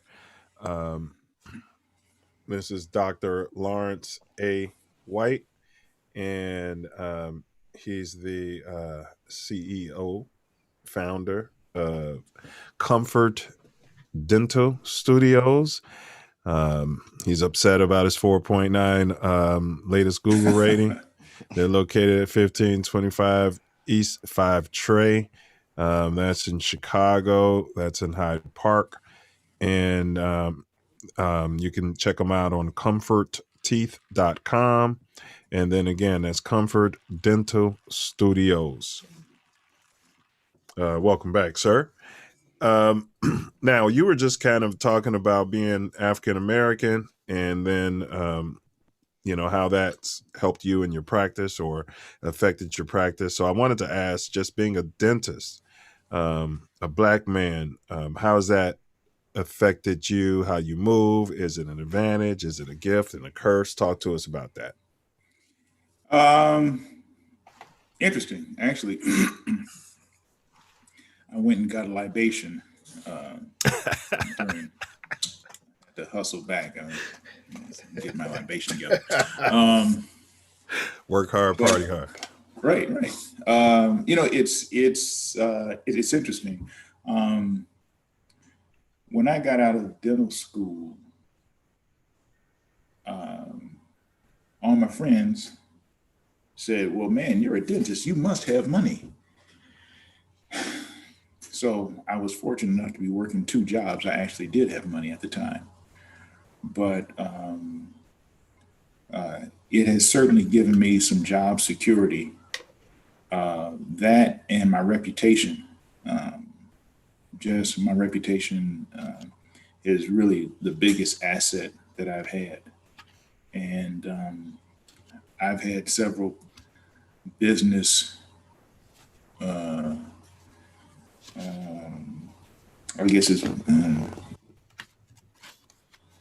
had several business profiles, I guess. Mm-hmm. And my reputation has kind of sustained me through all of those. So in the Black community, I like to think that my name means something as far as my patience goes and that kind of thing. Mhm. You know, my first office that was mine, that I owned, was 4 blocks from where I grew up. And so when I put my name on the door, you know, that's for everybody out there to know.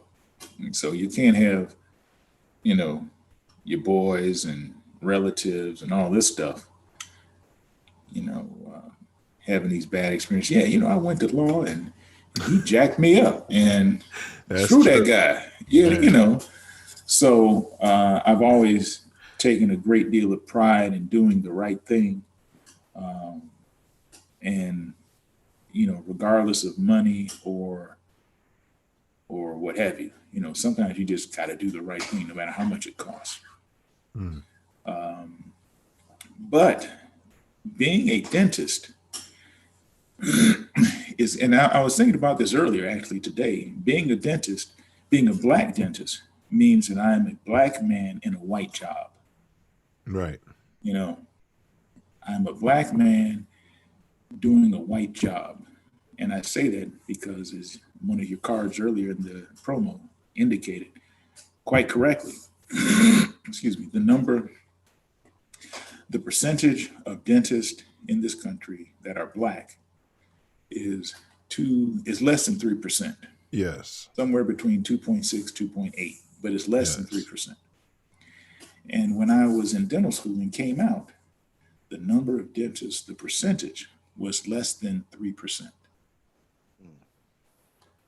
So with that in mind, what it means to be a dentist is in no way regarded by what it means to be Black. You know, there are very few actual concerns with diversity and this type of thing. There's been a push lately where dentistry, organized dentistry, they recognize that they need more diversity, but they don't know what that looks like, because hell, they never had to listen to Black people or care about whatever. But has this push been since George Floyd, or has that push been prior to that? No, actually, it's been before that. And let me tell you, I can honestly say that my experience as a lonely only, a frequent lonely only. Yeah. I haven't had to deal with a lot of overt racial stuff, you know. Right. Even when I was in Southern Illinois, down in Alton, which is near St. Louis, that's where the dental school is. Okay. I had to deal with a lot of ignorance because, you know, a lot of these folks had never been in school with a Black person. Right. Never been in school. They come from these small towns in Illinois, Taylorville, Jacksonville, Illinois, and you know, these places that are about these 30 KKK cities. Yeah, well, no, they aren't KKK because, you know, they're just called white because there are no Black people there. They don't, you know, right. They don't give a crap. But yeah, I met a few of those guys at school. Yeah, just never saw us unless it was on TV. Right. Yeah. Right. And of course they had, you know, they had a lot of misunderstandings about stuff, but, you know, whatever. So all that being said, as being a Black man in a white profession, it lets you kind of peel back and see some things that you just don't typically see. You know, when I went to to build out this new office,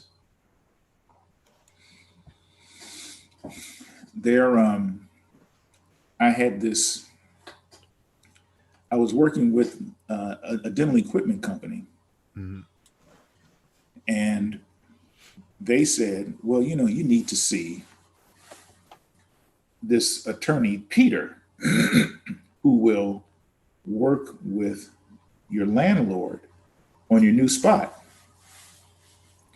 And I'm thinking, well, I already got an attorney who's a noob.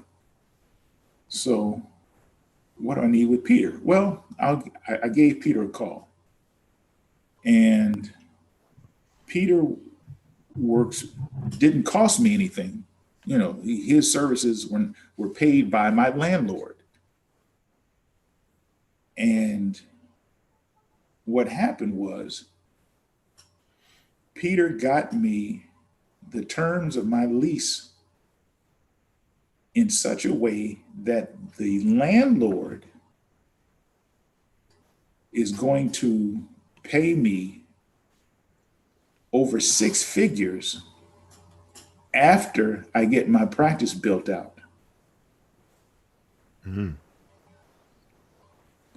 The landlord's going to pay me. Yeah. How long is your lease? 10-year lease. Yeah, I was thinking about 10 years. Yeah. 10-year lease. They're That's going business. to pay me. Yes. To build it out. Improving the and they're going to start the lease, and I get 9 months without having to pay a bill. Nice. I didn't know that kind of stuff was possible, man. Well, yeah, I'm the type of guy I've always said. I mean, Self Love and I have had these conversations. I don't understand why the person who owns that property, you know, that's been sitting there for 4 years with that for rent sign, doesn't work something out with somebody over here in these communities to get businesses going so that it's win, win, win, win, win for everybody. Right. It ain't doing them no good empty. Now, brother. Yes, and you improving the property by putting the facility there. Period. Right. So they can do that in Hyde Park. I never imagined that they would pay me that kind of money to be there. But this is a lesson for our business owners who are in the community that have these places. You know, again, we can use the same technique. What if somebody would have approached Dr. Law or on his next one and says, "Hey, listen, same terms."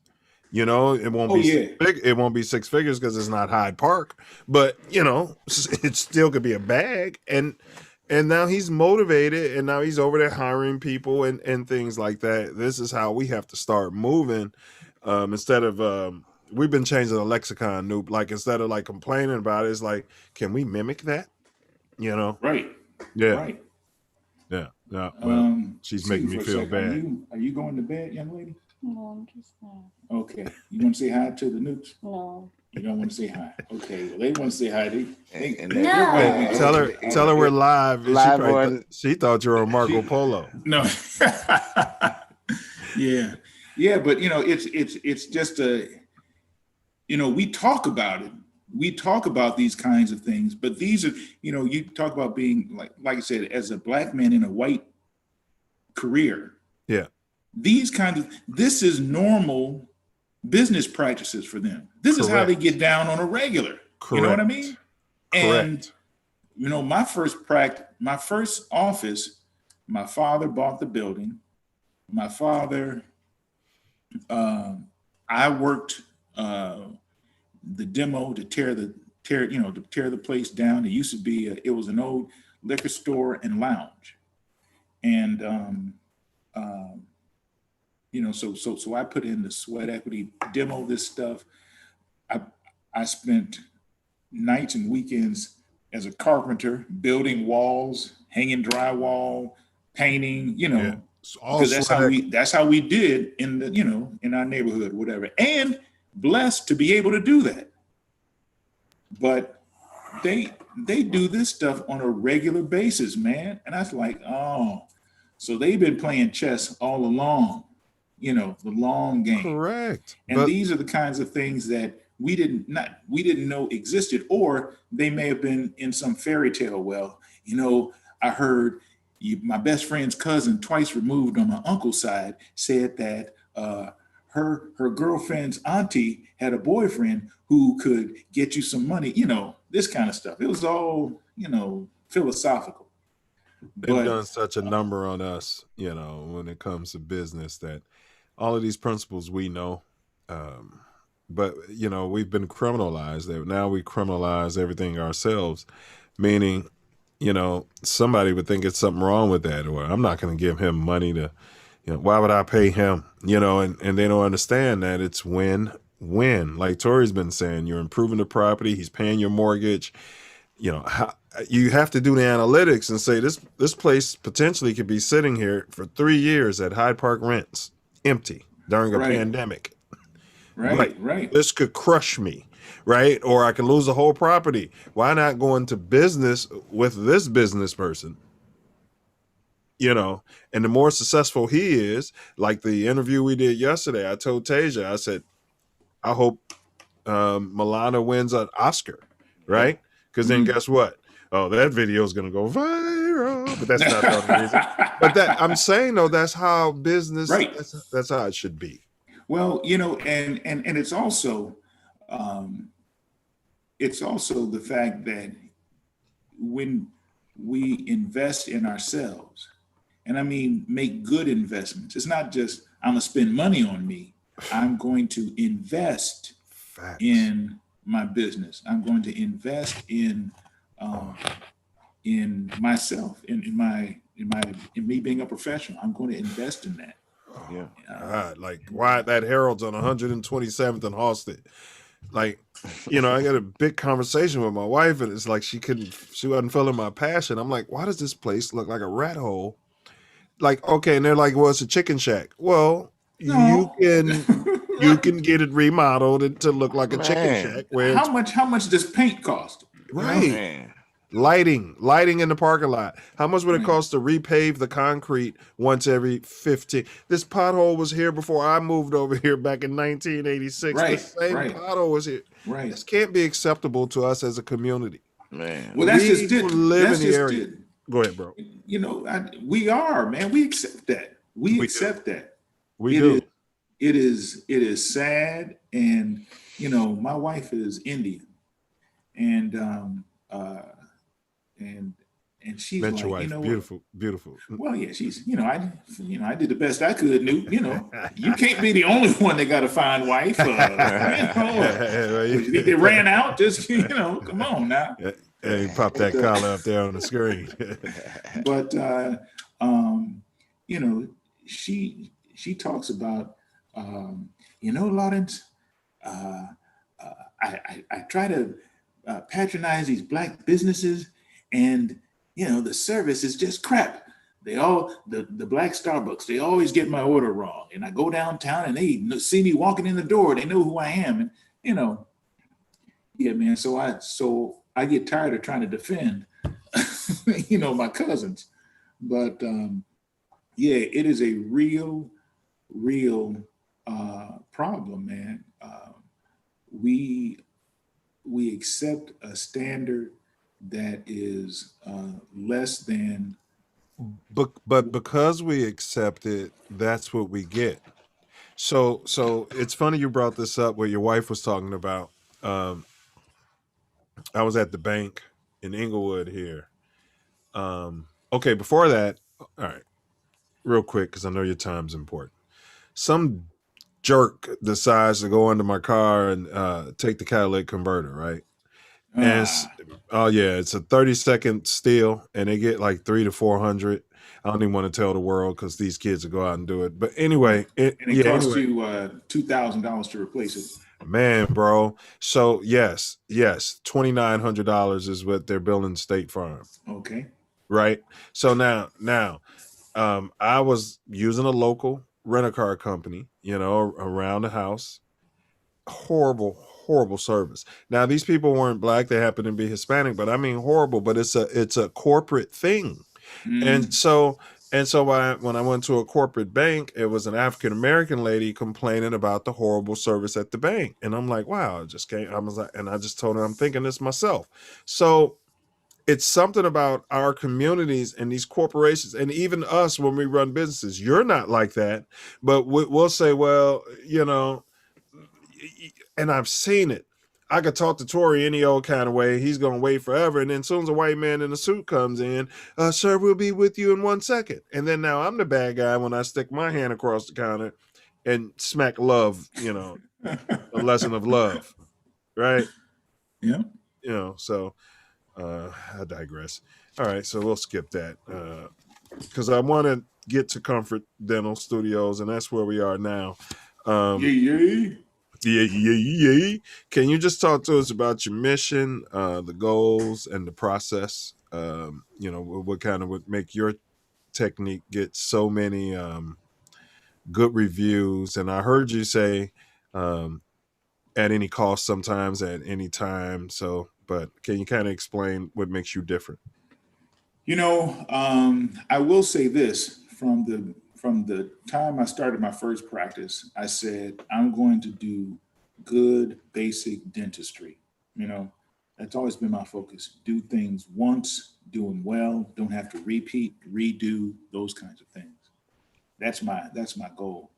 I have a mission statement that talks about, that talks about how I try to do the very best I can for each patient, how we engage in continuing education, how we try to do things the right way, and how we endeavor to make the world a better place, and so on and so forth. So it's this kind of, to me, honest, transparent, reliable approach to healthcare resonates with people. And I think that it's something that's missing. I think a lot of people, a lot of doctors, I'll say, focus on other things, I guess. I'm going to infer this because I've been so blessed in my particular practice. My father would say, listen, you focus on doing good work, the money will come. And to some degree, he's right. You still got to, there's some management to be done in between those lines, but I focus on trying to do the right thing and charging people a fair price and,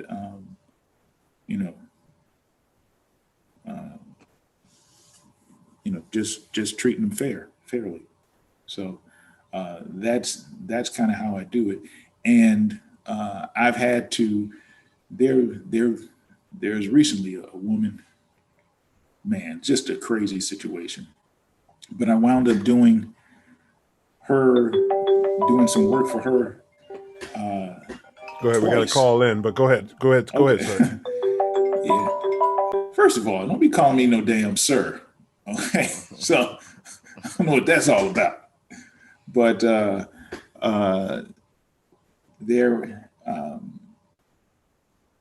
wound up doing a procedure for her at my expense twice.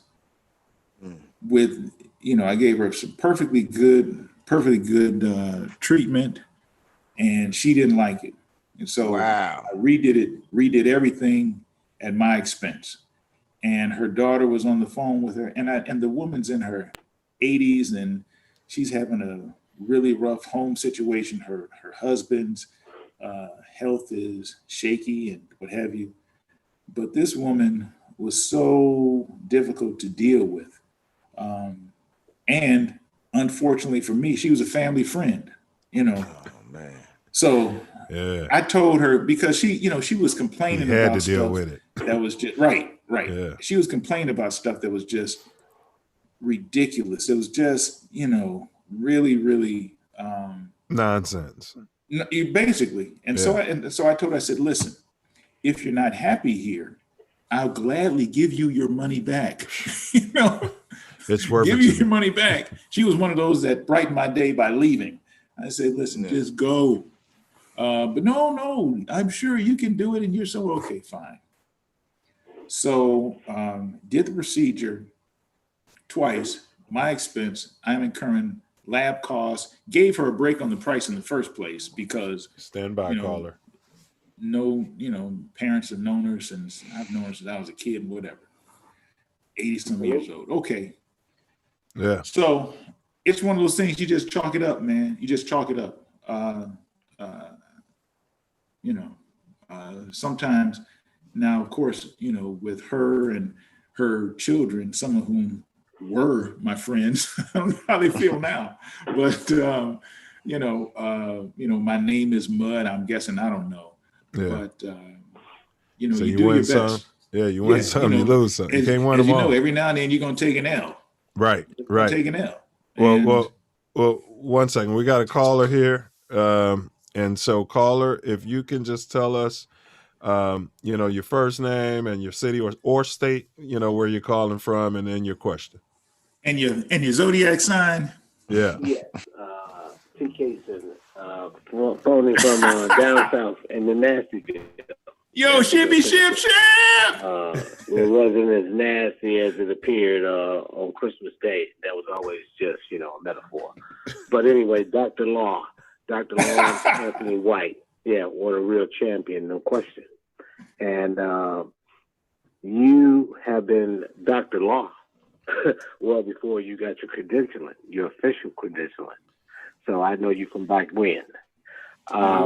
Your story is exactly as my story is, and you seem like you read Strumming My Pain with your fingers and sang my song, okay?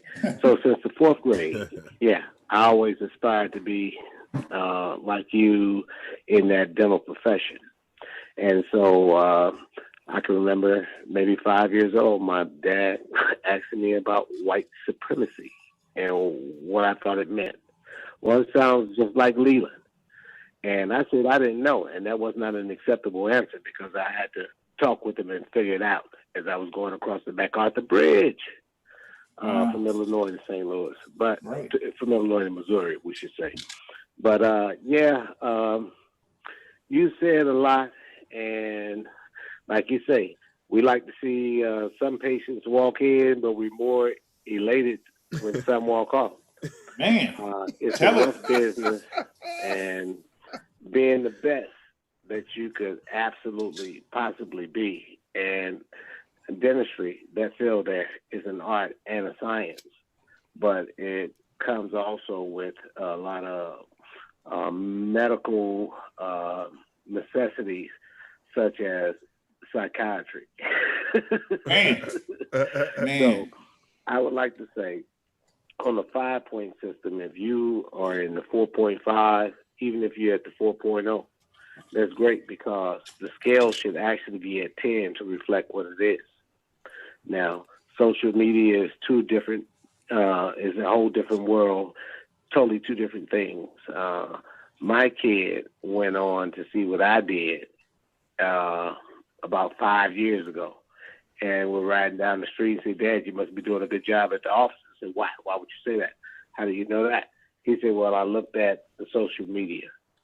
So what we know in this particular business, and in most businesses, and probably in every business, one good word by word of mouth will reach 1 or 2 people. One bad word will reach 10. And it's a crazy situation. But I can honestly say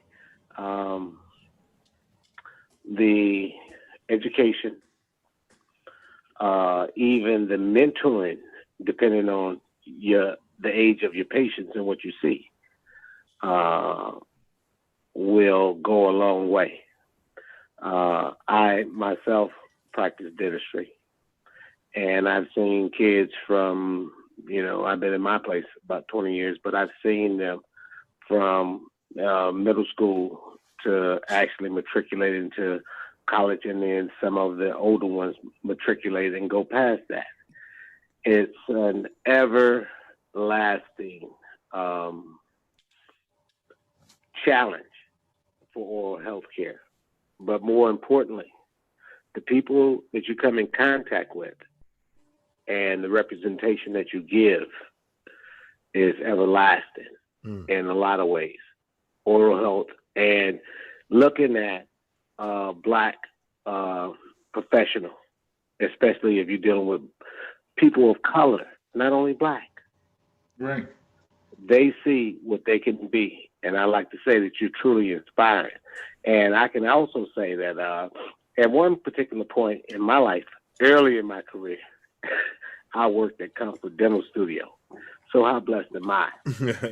How blessed am I? Shippy ship you know, ship. Very. How blessed am got I? training. I Yeah, saw man. what was real about what I had learned, and I learned to enforce a lot of different things. So I think our stories are Hey, TC, synonymous, did you stay with me then? Were you staying with me too? And have definitely, caller, no question, intertwined our past. Thank you. Wait, caller, he has a question for you. He was asking if you were staying with him at that time. Oh, absolutely. Absolutely. Yeah. And Yeah, it's I thought you were amazing staying how with I me. got there. All right, so here it is. I stayed at Dr. Law's home along with Zach.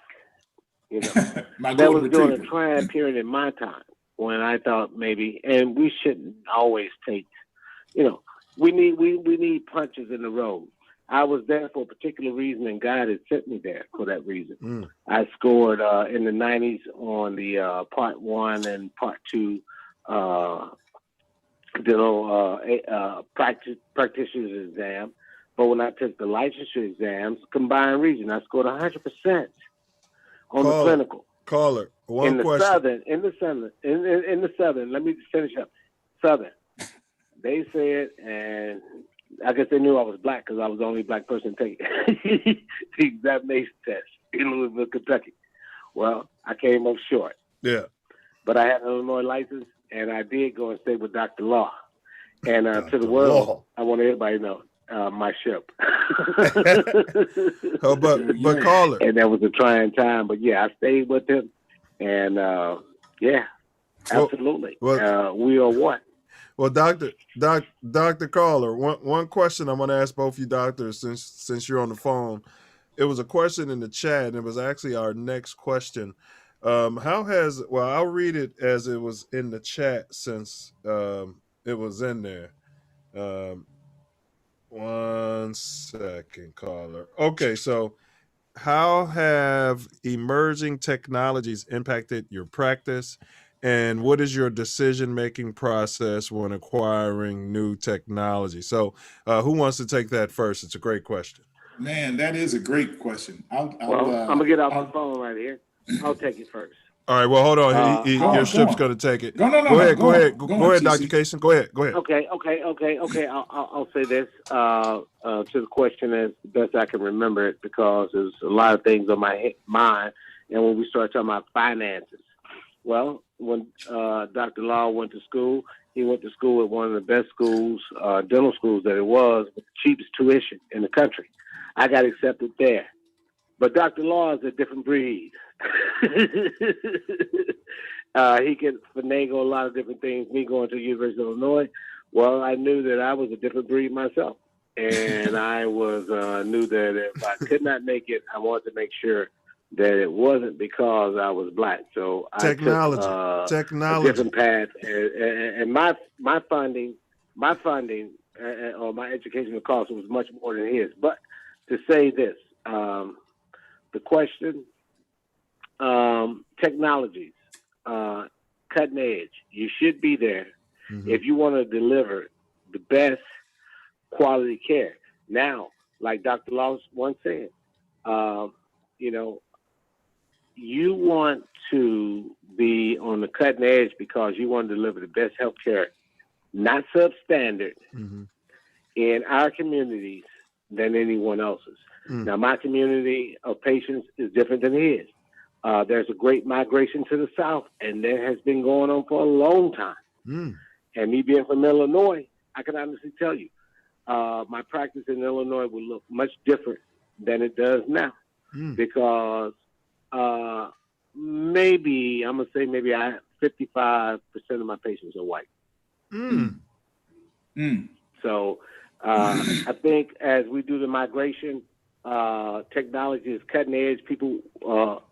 White people come in there and they're so stunned about the technology, which is basic or which should be basic, but white boys don't invest in because they don't need to. Right.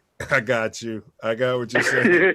I got what you're saying. See, when they come in there and they want to see something totally different, Yeah. when they see it, it knocks their feet off, and then the presentation and the treatment and the quality of care that you give them is above acceptable, and they look at that as phenomenal, and it's a change in dynamic in how people view the world. I have had Trumpsters come in there, no problem. We could talk about it if you want to. But the quality of care is what most people are interested in, despite all ends. And that's my thing on cutting technology. Yes. Man. Well, Doctor, we appreciate you chiming in. Ship. And your Noop is saying, your ship is saying, shippy, ship. See, I got my headphones on, Noop, so he Shippy, ship, noopy, noop, and Dr. Law is top. And that's what we do. We don't create frowns, and we don't create issues that you put your hand over your mouth. We make you smile, and we once you smile, it creates pleasant hearts. So there you have it. And that's my what can I say, 1913? You can say whatever you want, Nope. Okay, good. And I'm out Yo, of here. Club. Yo, Club. Hey, yes, sir. Genius Club. Yo, appreciate you calling too. Yeah, he's a great supporter. Yo, and so yeah, we want to throw that question to you as well, Dr. Law. Well, man, this is, when we talk about this is what separates good from great. I find a couple things. Technology is one thing, but you have to educate yourself to know what technology. See, you can always spend money in dentistry. Dentistry can be like a bad habit.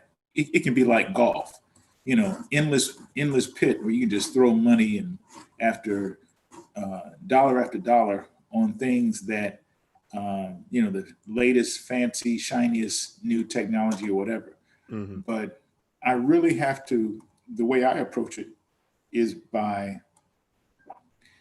factoring in the ROI, return on investment. Okay. For instance, when I made the decision to expand my office, originally, I was going to expand my office down the hall.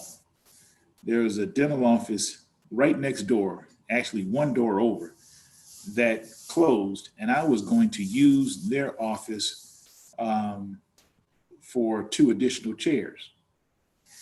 But then in my same building, another older dentist retired who had 3 chairs. And I said, well, let me see if I can move into this spot.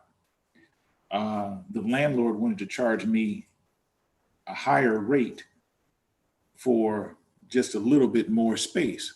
Okay. So I said, well, kind of as giving him the finger, I said, let me look around and see what else is available. So I went out during lunchtime and found this other spot. And, I told you about how the negotiation process went with that one. Oh, yeah. Wow. But what I determined was, because I have a 10-year lease where I am, that's going to be in effect for another 5 years, another 4.5 years, whatever. But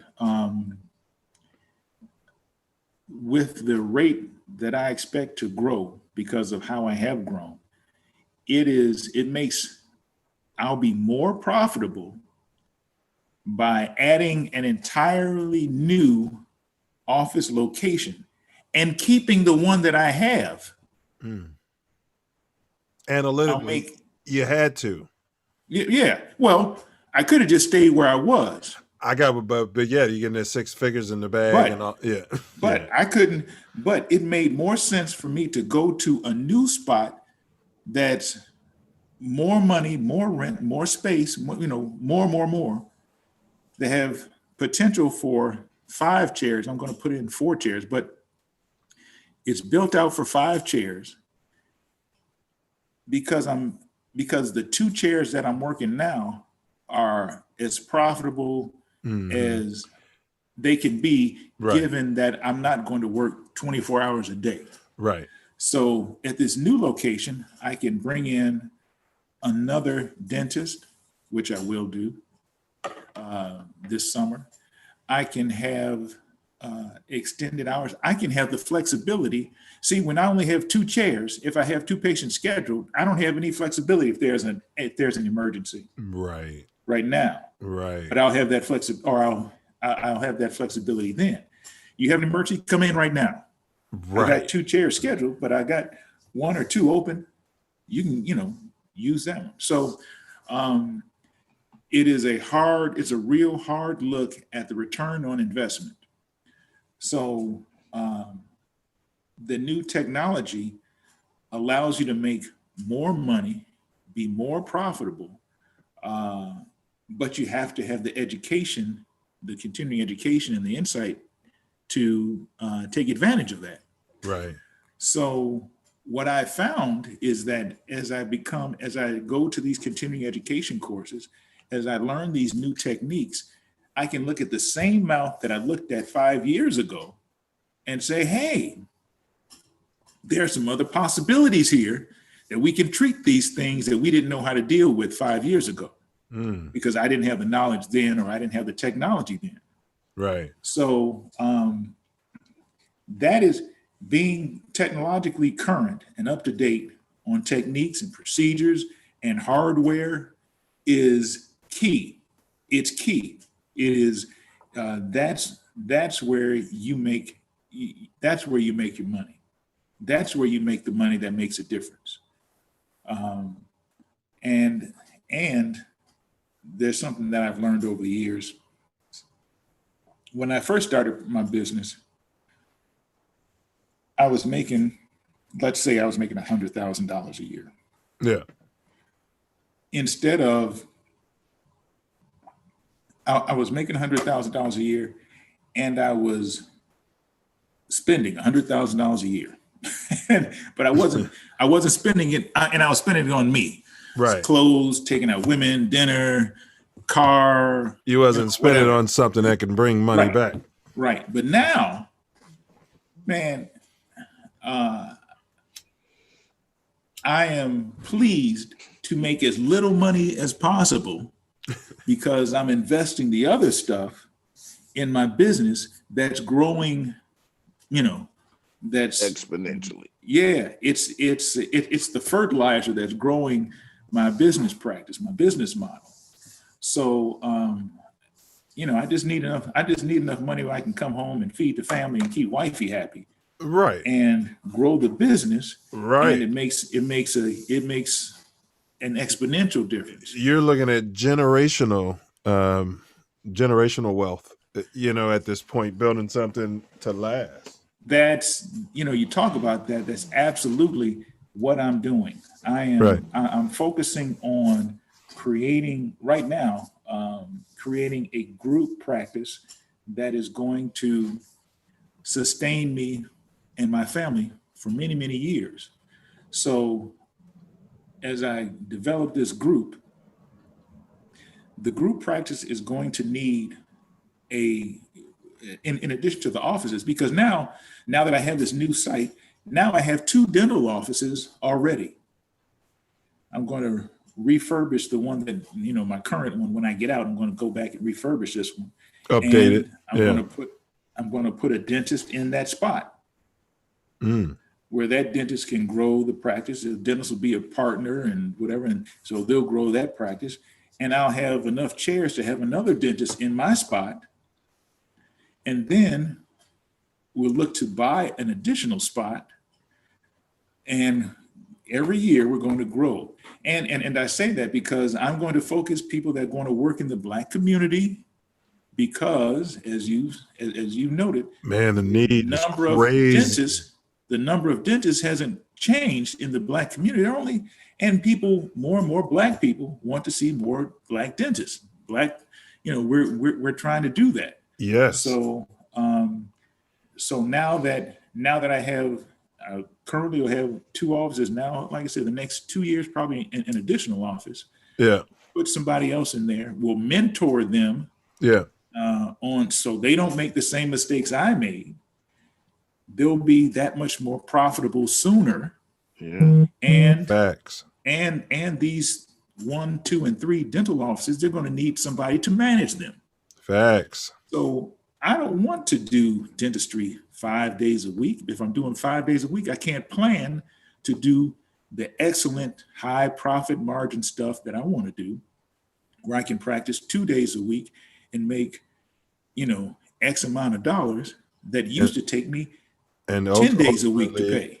And ultimately, it could be like a McDonald's play on property. I mean, long game. Right. Well. This is it. So there's a management portion to this new business. See, I'm setting up I actually happen to be setting up a new business model right now. There's a management portion to this. There's also when you bring in, see, it used to be, and it is in many ways, dentists will bring in associates. We call them associates. Associate is basically an employee that a dentist who's an employee. You do what I tell you to do. And if you don't like it, well, too bad. Right. And no, you can't build a practice here because you have to see my patients. You have to do what I tell you. Right. Well, associates don't last. They last an average of 18 months. Right. So they say, you know what, let me move on to something else. Right. I would rather have a new partner. You sell them 10, 20% of your business, but they're a partner, so they're invested. And you're going to teach them the best practices because you want them to be successful. Facts. And so for that 10, you're more vested in teaching them because you're not thinking they're going to be gone in a year and a half anyway. Right. And they want to be there.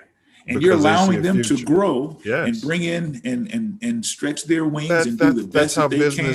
But that's how business. It's a shame that this is a new business practice, but that's how business is supposed to be. Yeah, the greed yeah. of taking over. No, yeah, absolutely. But it's see, you do this, counterproductive. and then as you do this, as you bring them on as a partner. Have when I say partner, I mean they're partner of the company. Now the company has a certain value, and if you want to be a partner, you have to buy that percentage of the company. So I'm bringing in somebody who has to buy into my practice. And now we're talking, if you can't get a bank loan to do that, and sometimes you can, but when you in the smaller practices under $1.5 million, under $2 million, it's hard to get.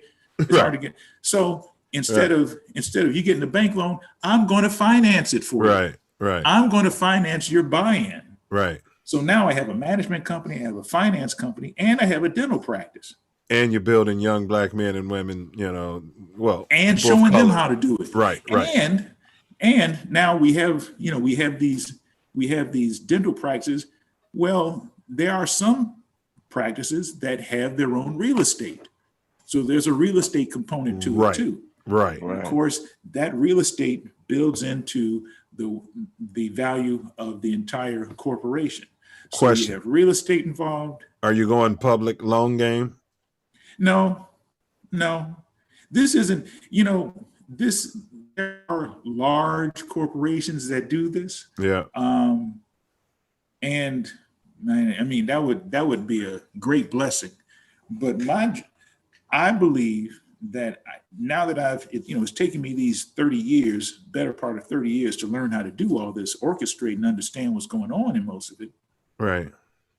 I'd be happy to have a $20-30 million company. Man. I'd be happy to have that, where I can sit back and if I wanted to practice 1 day a week and make my money, or stop practicing dentistry and just do the management, just do the finance, just do the real estate piece of all this stuff. Right.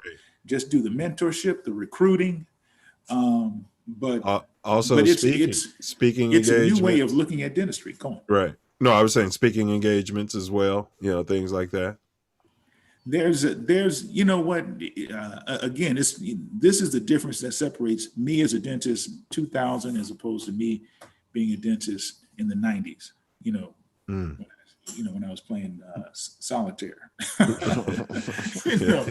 But when you see these possibilities, right? There's something else that'll put a skip in your step when you go to the office. Okay, I'm here for some bigger fish other than the next 3 or 4 But fillings. no, you're really solving a need, because when we come into the industry, we're coming in blind. Right. So they're going to need someone who cares enough. It's huge. It's huge. Right. Love the way he's thinking.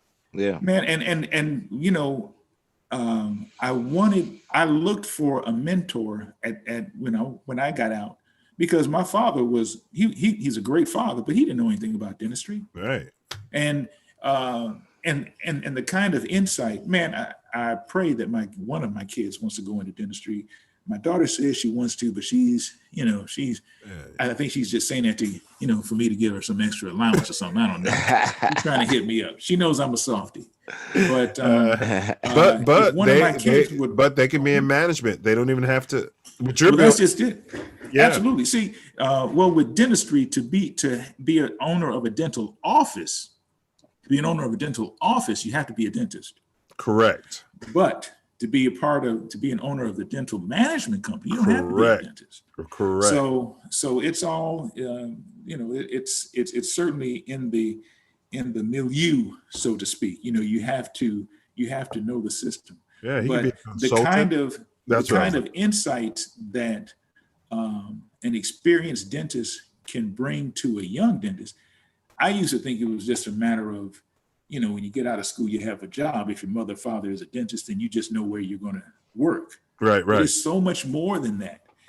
I want to be able to build generational wealth, not just for me. Of course, I want it for me, but I want to be able to build generational wealth for the dentists that come behind me, because it's possible. It's possible if it's managed correctly. And like I said, I didn't have any of those kinds of insights or understandings or inclinations, for that matter, when I got out of dentistry, when I got out of dental school. Didn't know it, it was enough for me just to make money. Right. But it's so much more than that. That's where I see is really my sweet spot. And we talk about, like, I could be the Michael Jordan of that.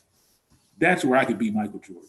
I could be Michael Jordan in building up young dentists and putting them in dental offices and making them productive parts of the community. It marries, you have the wisdom, the skill set, and then also, the lessons, not the lectures, because you've done it. Also, track record, and then you got the MBA. So, you know what I mean? So definitely seems like it, that you were cut for this. So, if all those silverbacks are listening, y'all reach out to this brother. We know we had some business people on here, and let's make this happen. I want to ask you, what is the most, as we wrap it up, what's the most important aspect of good oral health that you see? Actually, diet.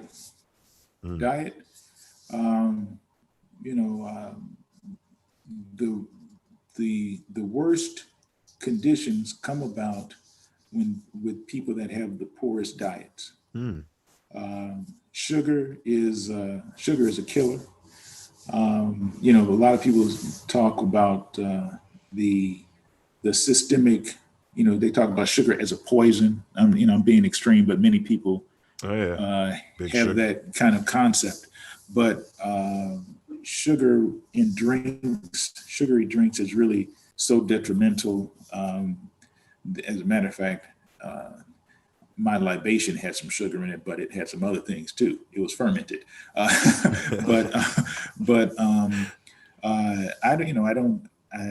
don't drink juice necessarily. I drink water, drink a lot of water, and what have you. Brushing and flossing is effective in keeping your mouth healthy. The mechanical toothbrushes, electric toothbrushes, those are effective. Flossing is effective. Water flossing, the water pick, is effective. I'm a late comer to the water pick, but I'm a believer. As I tell people, it's the difference between sweeping the floor and mopping. That's the difference between flossing and using a water pick. Mm. You know, when you mop, you can clean up all the oil and sticky stuff that's on the floor, whatever, you get it down clean. Same thing with the water pick.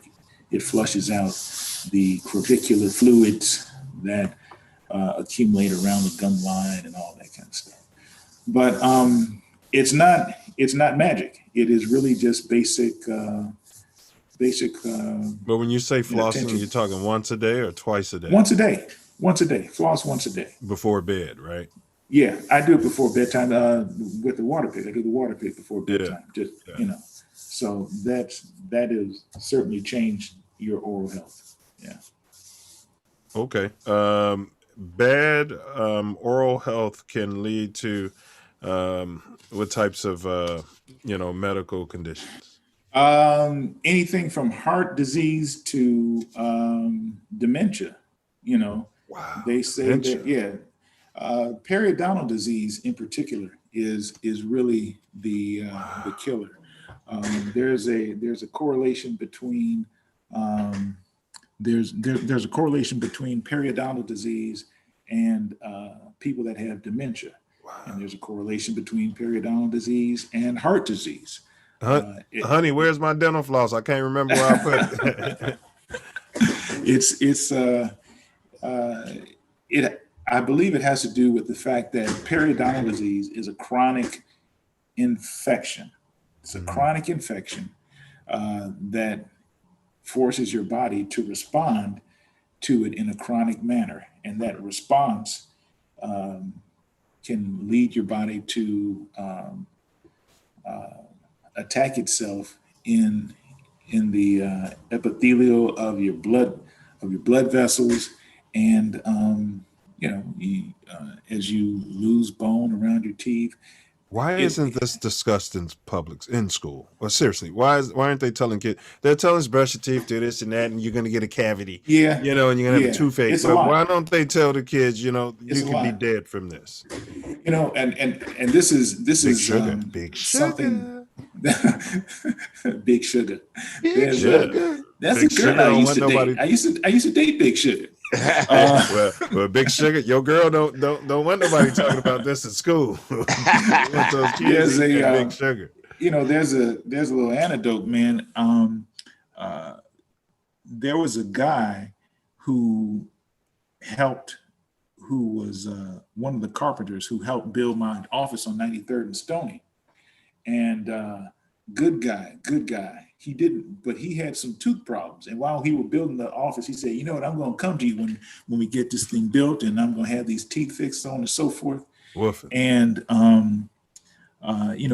he had bad teeth. And this guy turned out to be working in a neighbor's house. He was a carpenter. And so he was working in the neighbor's house. The neighbor had gone to run an errand or something, came back, found him on the floor dead because he had choked on a hot dog. And of course he choked because he couldn't chew it properly. He couldn't chew it because his teeth were messed up.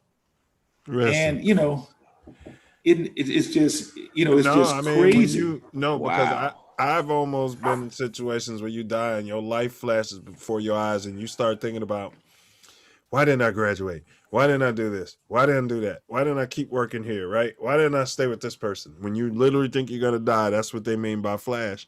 And this poor soul had to be thinking like the teeth. Now why don't I eat this hot dog? Now I'm choking on it. All of that flash, and this is how I'm going out. Yeah, man. Yeah. Wow. Yeah. Messed up. It sucks. It sucks. But and that's, of course, that's one of the more extreme examples. But the point is, I think that people that take care of their teeth will take care of other health issues that they have. So while it may not always be a direct correlation, there is a correlation with people that take care of their teeth. I used to date a girl whose breath stank, and man, I would hint her up like, I'm a dentist. You ought to come to the office sometime, baby. Man, it didn't work. It didn't work. I brought you some Listerine. Happy birthday. Right. You know what I mean? Right. It's just not catching Like it. I said, the joke was look like Halle Berry, smelled like halitosis. we taking shots, and Right. is this Listerine? Yeah, don't swallow it. Push it around in there and spit it out. Yeah, But, man. But it's you got to. It's just important, and like I said, well, you were saying there's always a direct correlation. Somebody who but takes there's care of their certainly teeth would probably take care of other. Right. Yeah. Issues. Yeah. Makes sense. Eating's important. Yeah, well, bro, and I had that. Someone also said, it starts with making up the bed.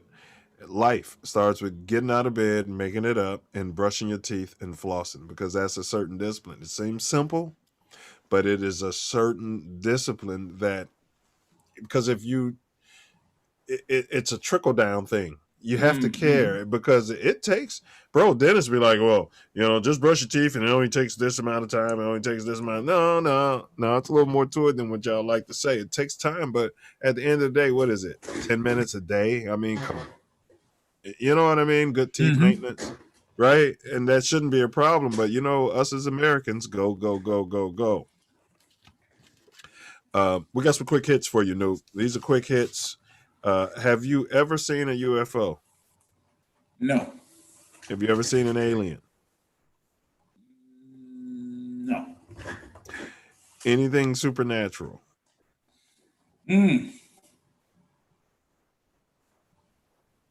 Yeah, actually, kind of not supernatural, metaphysical. There have been distinct times in my life where I've had deja vu, distinctly know what was going to happen. It happened how I thought it was going to happen. I was aware that it was happening, that I knew the result, and I didn't know some of the motivations behind the actions, but I knew the action and I knew what the result was going to be. Absolutely. One thing I find weird about deja vu, as I become more intuitive, I'm able to anticipate, deja vu is coming on. But to me, it's almost like a dream state, because just as quick, if you don't write down your deja vu, you could forget what the whole experience was. It's like a dream state. When you wake up and you don't write down what your dream was about, man, that was a great dream, and I'm going to write a movie about it, and I'll never forget this dream. Hour and a half later, you can't remember it. What happened? Yeah. We were in basketball. I had a dream. I was in basketball practice, and one of the guys our school colors were red and white. And one of the guys was wearing a pink warm up. I mean, not warm up, shirt top, whatever. Jersey, duh. Bleached it. Wearing a pink jersey. So I'm thinking in my dream, I'm like, a pink jersey? Why is Medgar wearing a pink jersey? So some period of time later, I go, I'm in practice. We're doing the layup line at the other end of the court. Medgar's wearing this pink jersey. And I'm thinking, what? Okay, he's wearing a pink jersey. What happened was he washed his clothes with bleach, and the bleach ran. So that's how he was wearing the pink jersey. Our colors were red and white at Eisenhower, and I've seen plenty of person with the pink. I've had the pink one time. It happens. Right. Yeah. Well, I'm sorry. We went to Morgan Park Academy. We our laundry was bougie. We didn't. Bro, something gets caught up, and oh boy, and you got pink, and man, and some people You were stuck with pink for the rest of the season. But it's okay if those uniforms were 10 years old and they were on their way out. Some people came with that pink white uniform, the brand new out the box. And no. This is the practice stuff. Too. Yeah, practice jersey. Too. All right. All right. Is there a guide? Yes. Recommend your favorite Black restaurant, or it could be anywhere. We like Chicago, but it could be anywhere. Black-owned restaurant. My favorite Black-owned restaurant. Well, it doesn't have to be your favorite. I mean, but just a good one. we want to support Black business. And a good one is Jaw Grill. Jaw Grill. Yeah. Okay. They're a good one. All right. Yeah. Big ups to Jaw Grill. And Caribbean Jerk Chicken. Is that the one on 47? Yeah, no, that's on 47. Yeah. Caribbean Jerk. Yeah. That's the Noob spot. In Lake Park. Yeah. With a Noob, yo. Actually, both of them are Noobs. Yeah. All right, well, yo, double yo. All right.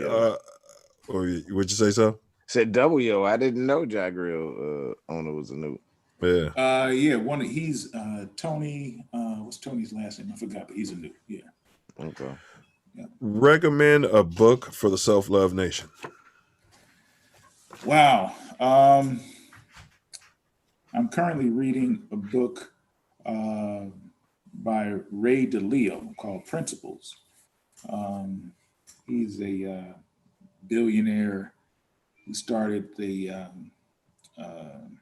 not venture capital, but investment. He was a billionaire investor, and he has a book called Principles, where he breaks down management of people in an investment setting and their decision making. He breaks it down into basically an algorithm of how you manage people in that regard. It's really, really detailed and anally written and all this kind of stuff, but it's interesting.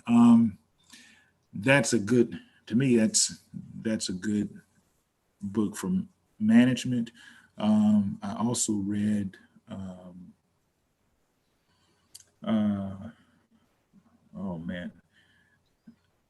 I forgot the name of the book now, but it's about the last slave ship. Zora Neale Hurston, it's taken from her notes. I believe the name was it named after the slave ship?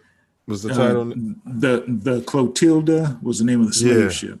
No, it starts with a B. I got it downstairs. I forgot. I read it a while ago. Okay. And that's one thing, man, that I find just really fascinating. That is a whole nother episode talking about the effect of slavery on the country and what our lack of knowledge has done to us as a people. I discovered that I have an ancestor, my great-grandmother. My great-great-grandmother was a slave. My great-great-grandmother was a slave on my mother's side. Mm-hmm. I also have a relative who was a black sailor in the Battle of Mobile.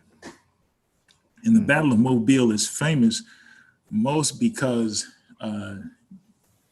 Admiral Farragut, who had vertigo, was taking Union forces past some Confederate forts in the Bay of Mobile and had to be lashed to one of the masts of the ship. And this is where he said, "Damn the torpedoes, full speed ahead." Well, in that battle, there was one of the ships. They had a mechanical device that would take cannonballs and artillery from the ship's hold up to the deck. That mechanical device was run by two free black sailors. And one of the sailors was my relative. It turns out, just discovered this about a month ago. And I think his name was Morgan Wilson, I believe. And the gun was hit by, the area was hit by artillery and blew him into the hold of the ship. Wow. Where he was knocked unconscious. And he and the black guy who was assisting, who was working with him, they managed to get back into position and reload these guns on the top of the ship. And he was awarded like not the Medal of Honor, but it was he was given an award for meritorious bravery during the battle. Wow. So, you know, I say that because we as Black people, we don't make that connection. These are really us. These are our people. These are us. The ancestors. And yes, and we stand on their shoulders. And what about even before them? So if you discovered them, think about you could be sitting here right now and my dad was King Tut, you know, and I discovered, you know, seriously, I mean, literally, you know, it was the king of, you know, Zambia, you know, I mean, you know. When people tell you, you know, when these white folks talk about go back to Africa, they don't understand that we have been here. Black people have been here longer. Yeah, than they have. Saying that. We've been here longer than most white people. Yeah, you have some white people say, My family I can was trace already my here. lineage back to George Washington. Well, you know what? George Washington was here about 200 years after my people got here. You know, millennia after my family got here. Okay. You know what I mean? Well, speaking of family, any family quotes, scriptures, words of wisdom that, you know, maybe Leland or, you know, Mama Do, or anybody, your ancestors, that they shared with you that you could share with us? You don't believe fat meat is greasy. I've heard that one. Yeah. You know, my mom was raised us in the church, and so you know, a lot of scriptures. Trust in the Lord with all thy heart, lean not into your own understanding, and all thy ways acknowledge him, and he shall direct your path. Yeah, my great grandmother used to say that one. One of the ones that my wife and I adhere to is that all things happen for good for those who love the Lord and are called according to his service. All things. I love that. You know, so I remember hearing that. I do remember hearing that one a lot. Trust, too. You know, when you're going through the crap, that is what makes you, adversity is what makes you stronger. You know, you cannot be strong if you don't lift weights, if you don't have that adversity, you know, in your spirit, in your soul, in your physical body, in your mental health. Adversity is what's going to strengthen you. So yeah, those are some good ones. Facts. All right. Well, anything new, Dr. Law, that we didn't cover that you wanted to go over that we didn't mention, or anything like that? Yes, there is one thing. We did not talk about how fantastic you gentlemen are at what you're doing. We didn't talk about that at all. I'm a little pissed about that. You know, I've teased you off the cuff, Brother Nine, that you should certainly have your own show, and then you come up with this, and I feel like I should be getting a percentage, man. You ought to be breaking me off something. Hey, don't pour it on too much, Dr. Law. I'm still trying to keep my little change for, you know, pumping you up. You know what I mean? Keep my little change. And all this change. Yeah, I can give you 90% of the checks we got coming in right now, Dr. Law. 99%. In fact, you know what, Dr. Law, you can have all of the money. You have all the checks coming in. All of it's yours. I just really appreciate the way you two mesh. You know, there's a yin and yang to it, and you guys do it very well, very natural. I'm glad you formalized it in this format, and you know, I truly pray for you guys that your plans and your focus becomes flesh, as you say.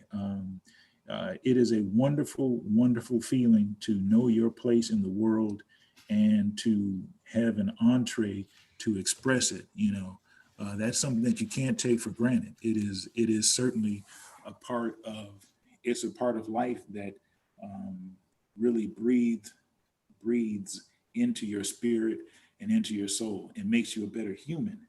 You know, when you're doing something that you love, that comes natural, that allows you to express your viewpoint, express your life in a certain way, there's beauty in that, man. And the way you guys work together, it's really something. I believe you guys will do well, continuing to do what you do. So God bless you. And like I said, you guys are fantastic. Yo. Appreciate that. What was the title of your film you did? Your I'm not telling. It was crap. It was actually called. Oh, I know you can't find it. It was actually called. That's the name of it. You can't find it. It was called The Path of Least Resistance. All right. Well, so, big ups to that. But we ain't letting you go without. You could do the 9 at 9, or you could do the game name game. Either one's going to take you 3 minutes. So the 9 yeah. I'll go with the 9 because I'm a 9. So okay. I'm a 9 club. 9 at 9. So this is Noah's Ark, so to speak. You're going to get a pair and then just it's like an ink blocks test, and the goal is to determine what we're trying to determine out there. Okay. It's an ink blocks test. All right, here we go. Uncle Remus, Harold's Chicken. Oh, and you can pass. Do I want food or service? It's an ink blocks test. You got it. Okay. Uncle Remus, Harold's Chicken. I'm gonna say Harold's. Remy Martin, Hennessy. Pass. Ciroc, Grey Goose. Goose. Grey Goose. Dave Chappelle, Martin Lawrence. Dave Chappelle. That's easy. Eddie Murphy, Richard Pryor. I'm gonna go with Eddie. Mama named him Eddie. I'm gonna go with Eddie. Oh, Eddie probably say Rich, but all right. Would. Derek he would. Chauvin. No, of course he would. Right. Just like Michael Jordan wouldn't say he wants to watch himself play basketball. But all right, Derek Chauvin, George Zimmerman. And who would I most want to fuck up? Is that it? You can pass. George Zimmerman. All right. Bill Cosby, R. Kelly. Man, I'll say Bill Cosby. PlayStation, Xbox. Pass. I'm 56. Pass. NBA Live, NBA 2K. Pass. Bob Marley, Muhammad Ali. Muhammad Ali. Kurt Cobain, Tupac Shakur. Really? Man. Hold on. Okay, I got one. Pookie or 12. Pookie. You hear that 12? I mean, this is a guy who I think has a family member who was top administration in the police department. But we're discovering that there's a new generation of these 12 that aren't like the ones that were part of our community, and it's a whole thing going on. But you guys are in the city of Chicago. I don't want my mouth to write a check for, and they can make phone calls to Inglewood, and Self Love's been getting pulled over twice in a row, and they're all on me now. But big ups to 12. I mean, small ups to 12, but big ups to the ones that care about the community. All right, here we go. Weilers or Kool-Aid? Weilers. Well, am I talking candy or drink? No. We're talking the powdery drink. Oh, it's got to be Kool-Aid. Spades or hearts? Spades. Spades. I mean, you got to know how to play hearts at those dental conferences. Bridge. Yeah, they be pinochle and they want to do the funky chicken or something like that. No, I ain't doing none of that. The chicken dance. Yes. I used to tell them no. Tori, remember we were in Champaign and we were in the park somewhere and they started doing that chicken. I thought it was about to be a lynch in the night. We got out of there. We just back there to smoke, and drink. Yeah, but all right. Jackie Robinson, babe. Here's one. Jimmy Page, Jimi Hendrix. Jimi Hendrix. Tupac Shakur, B.I.G. I'm gonna have to go. Man, this is a good one. I'm gonna go with Pac. Abraham Lincoln, Barack Obama. Barack. All right, we're wrapping it up here. We're on the last card. I don't want to ask you that. You might. Here's one. Your era. Kareem Abdul-Jabbar or Michael Jeffrey Jordan? All right. He's gonna pass on that one. All right. Michael Jeffrey Jordan, man. Yeah, for sure. Michael Jeffrey Jordan. Yeah, No but matter how fantastic Kareem was fantastic. And we've heard some things out of people your age. You know what I mean? From the city of Chicago. I love Kareem, but he didn't win. He didn't win 6 chips for the city of Chicago. For one. Yeah. For one. So that's his fault. Right. But he won from Milwaukee. Right. He won from Milwaukee. The cheeseheads. You know. Okay. Okay. Okay. Frederick Douglass, Jean Dupont du Sable. I got to go with Frederick Douglass, man. Frederick Douglass was just a brilliant man. Brilliant man. This is a dude who taught himself to read and whipped his overseer, escaped to the North, wrote about his trials and tribulations as a slave to the point that people didn't believe he was ever a slave. He wrote so well and spoke so well. He was such a great orator. And went back, paid his punk ass owner for his freedom so that he wouldn't be victimized by the Fugitive Slave Act. And man, he was a brilliant Black man. You know what? Frederick Douglass really epitomizes more of who we are as Black people than we give him credit for. You know, people talk about him and him being an abolitionist, but he was a brilliant thinker, a brilliant writer, philosopher, and he was a brilliant physical specimen. Like I said, he whooped his overseer, and to the point where the guy said, "Listen, I'm not going to say anything because it would be too embarrassing for me to let other people know how badly you whooped my ass." So, and this was the guy that his owner sent him to because he said, you know, we need to break this dude, Frederick. We're going to send him to this guy. And he whooped his ass. Wow. Yeah, man. Frederick Douglass was truly a remarkable Black man. That's where we need to see the next movie. That's what we need to see Michael B. Jordan in, or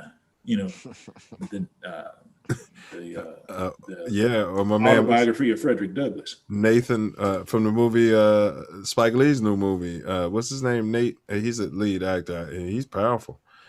Okay, I got one for you. Last one. Malcolm X. Dr. MLK. Malcolm X. Yeah. Yeah. And what I like most about Malcolm is that he changed publicly, transparently, unashamedly, to evolve to be the better, the person that he was. He didn't have to, Martin had to hide behind, I shouldn't say hide, but he had to be, the better angels of our nature and nonviolence and all this stuff. Malcolm was like, listen, by any means necessary. And, okay, so I'm gonna learn more about the world. Okay, so not every white person's trying to off me, but these white people here in America, these ones are different. Yeah. Earl B. Dickerson, Elder Watson Diggs. That's for the bonus. Yeah, I'm gonna go with Earl. I'm a homer. I'm a homer in that regard. He's an animal. That's what he is. Yeah, that's right. Yeah. Elder Watson was a brilliant man. He was. Earl B. I believe was equally brilliant, but he had such longevity, and he had a certain track record. His involvement in Chicago politics and Chicago real estate. Yes. Is just, you know, it really, to me, it shines higher than Diggs on a very practical basis. So. You're rubbing something up there. What's going on out there? All right, so you got any big ups, noops, or any yos you want to throw? Yo to my ships, Kappa ship so suave. I still can't understand how they let us get away with that name. Kappa ship so suave. The sweetheart's named y'all. No, man. We said we're oh so suave, and the brothers were like, oh, okay. I thought they were gonna come back with a nah. What's your second choice? Yeah, that's. I've always said that's one of the dopest names. You can't hate on that. I mean, like when I first heard it, I'm like, yeah, all right. I mean, you can't. You can't. I think it was. I forget. I think it was either Terry or Salik. One of my ships that came up. Yeah, I forget. And you got to be cold. You got to be cold though to have a line name like that. You know what I'm saying? You got to be cold to even imagine that we're gonna tell this to the brothers. What's your name? Oh, so suave. We had Reign of Terror and right. But that's what made it cold. But that's what made it cold though. That's right. Just that's what made it cold, man. Yeah. Yeah, and yo to my Kappa Phi Noops, that was they played a huge part in my development as a Noop, and truly, man, made some true brothers in the fullest sense of brotherhood and Kappahood, and I love those brothers. So. Yeah, big ups to them. So that's it, man. I appreciate you all having me on your show and being a part of this podcast. And I think you guys are, like I said, it's quite an honor. So thank you so much. Thanks for having me. Honor's all ours, Dr. Lowe. Most definitely. Really appreciate it. This brother agreed to do this when we had 3 followers. You know, I mean, that just... I mean, seriously though, man. I mean, we appreciate you guys because our platform will grow. Word to God, and this platform is always here for you. We have 1 million followers, and if you want to come on and say Comfort Dental Studios. Oh yeah, is that good for your teeth? That's what I wanted to ask. The rappers and everybody are doing, putting on their teeth. Yeah, the grill. And I would suggest you brush them, whatever it is, brush it. So now the grills are removable or something, right? Yeah. Okay. Yeah. So they're prosthetic. They putting diamonds in their teeth. Yeah. What? There's actually I was at the last dental convention I was at in February of 2000 and last year. Yeah. They have these appliques that you can stick on teeth. You know, diamonds. They look like either tattoos or they have some kind of gold. I'm not gold, but gemstone, rhinestone kind of thing. Yeah, man, it's a whole lot of craziness going on. I personally, Can you imagine going through the airport, and trying to explain yourself? Okay. Yeah, because that's how I roll, player. And anytime you got to show your teeth like a little Sambo just to show somebody your jury, young black men out there. I mean, really think about it. You're literally just showing your teeth. Yeah. But Noop, yeah, we digress. And man, love you, brother. I'm always going hard on the little homies that we're trying to help. So it's probably... That's because you love them. That's because you love them. Hey, we don't kick any greater beta Noops out. So show yourself out, brother. And anytime you need a platform, we're here for you. All right. Yo, Noops, love you, appreciate you, and God bless you going forward. Man. Yo. I went old school on him. Yeah. You know what I'm saying? Man, how magnanimous was this brother? Hoo-wee. Yeah. Oh, man. He just opened the floodgates on the, jewels. Hey, I was surprised he went public with his business plan. You know, it's similar to a thought, you know, I've been having with, you know, a restaurant concept, you know, with how to actually do that because you keep hearing all these business owners saying, I can't keep anybody. And they can't afford to pay them. But so the issue is people don't see a future in your front. And if they don't see a future in your front, first chance they gonna get up out of there. You said you had that with a corporate restaurant you were managing, and as soon as you turned in your notice and everything, hey, we got big plans for you. Yeah. Really? There should have been a program. I bet you if you were Scott. Yeah. If you were Scott, they would have had a program with you the first 60 days you came in the company. Man, I mean, when the general the area manager moved me there, he told me there was going to be a lot of changes. Yeah. But, you know, the changes really didn't come fast enough. Yeah. You know what I mean? The initial changes did, but, you know, not the plan. It's like reparations. So cut the crap, cut the check. When you guys are ready to cut the check, you know what I mean? I didn't see it. I was like, you know what? I'm tired of doing this. Our whole mindset was on something else anyway. Yes. So. Oh, wait a minute. Uh-oh. We got to call in. Oh, it's the jeweler. Oh, okay. Hold on. I think this is Jimi Hendrix, jeweler. Step away for a minute. Jimi Hendrix, I'm looking for some jewels for my teeth. Hey, yo, Loop, I got the jewel for you right here. Great show, as always. Hey, I appreciate your support, good brother. Appreciate that, man. What you got for us, Jimmy? You know, we got Black History coming up. You know, somebody asked me about what Black Lives Matter means to me. So I got this gem for you. It's called Why Do I Feel This? I don't want to write this down. I don't want to feel this way. I feel like I'm the prey to minors with assault rifles to flaunt. In front of police, that's the world today.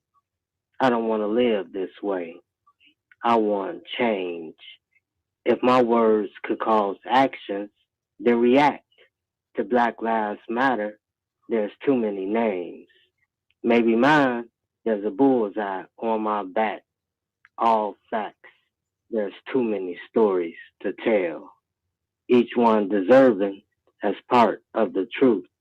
There is only one is under the veil. I am the lion, king, if you want proof. Come to the truth and see with your own eyes. Don't want to feel this way. Too many lies. Why do I feel this? African American history.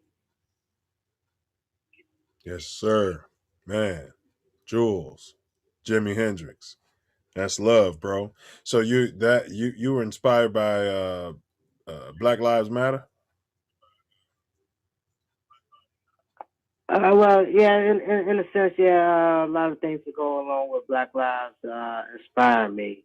You know, the good things, the bad things, you know, it's expressions of feeling.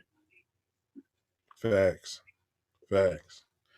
Man, well, hey, keep dropping those gems. I'm going to need something for my teeth, bro. You know, get a grill for my teeth, you know, Jimi Hendrix, you the jeweler. So keep them coming. And we appreciate you over here at the Self Luv Show. Keep those coming, good brother.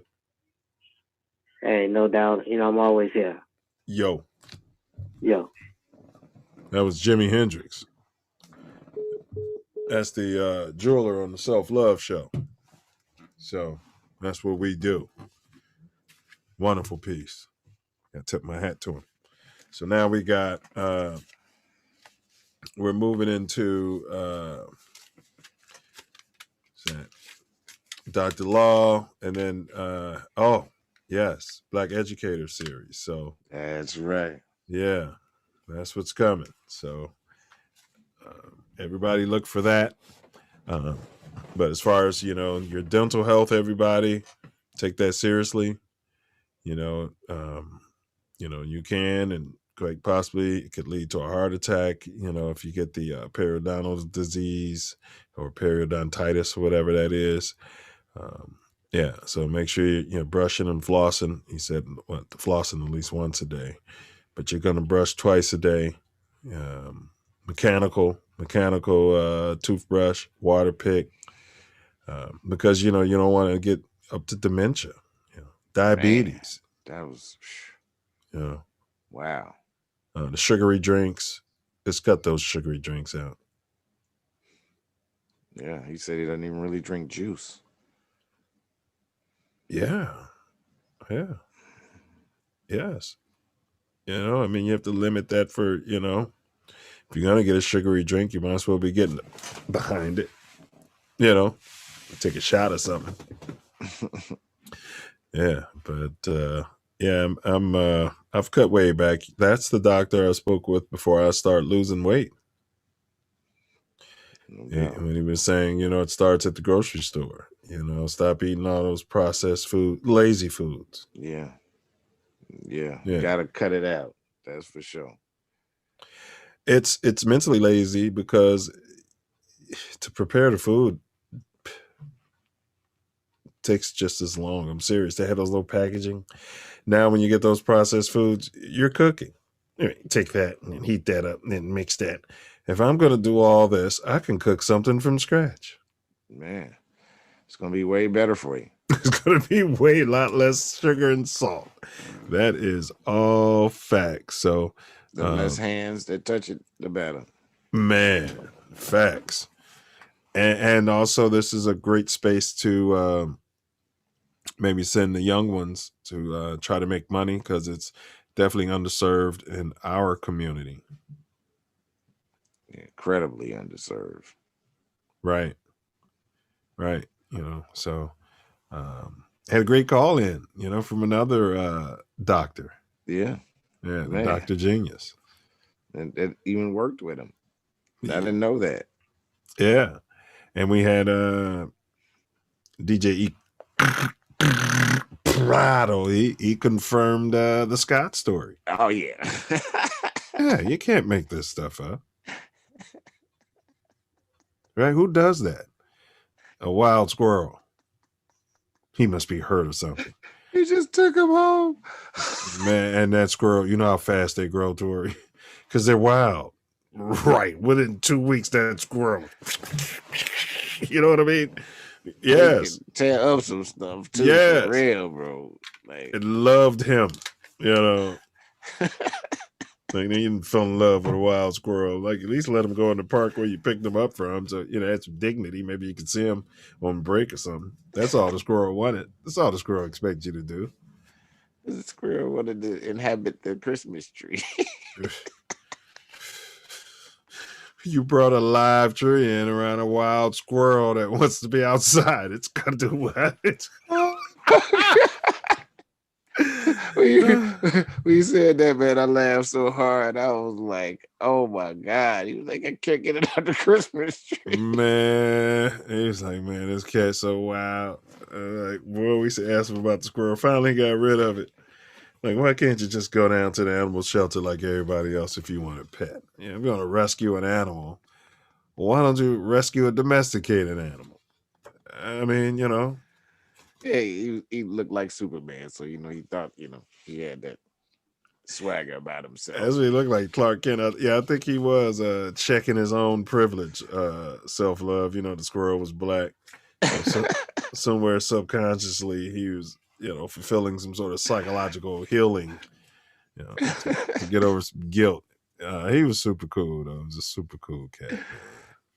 Super cool cat. I hope he's doing well now. No doubt.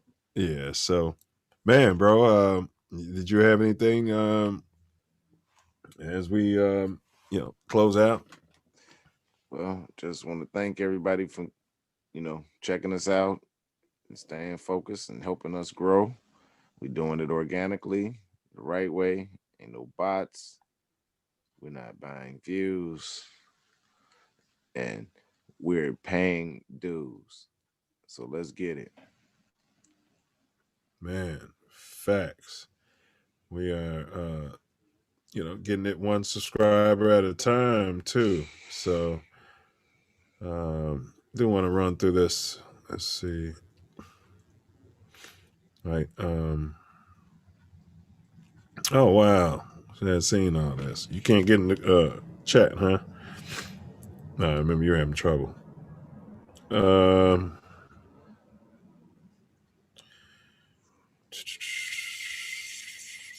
Charles Newman said he went to Dr. Law on Stony before he broke camp and left me without a dentist. Out in Cali, sucking up when he left me without a dentist, went out to Cali, sucking up the sun while he knew I was terrified to go anyplace else. Damn glad he's back. You know, Brother Newman may or may not be on those painkillers. You know, he just had big knee surgery from the skate off against what's his name? Oh man. What's this guy's name? Cake. Yeah, but what's his name on here? Bulk 3. Yeah, Bulk 3-pack. I hope that amalgam separator is going to be installed. See, that's something I don't know about. Dan said wealth is passed down. Oh, look at that. Camille Williams, a dental artist. Very dope. Donnie C say TC. Michael Brown, yo, to the Self Luv Show. Yo. Mr. Goodluck says, yo, Noops, Kappa Phi, Emil. Yo.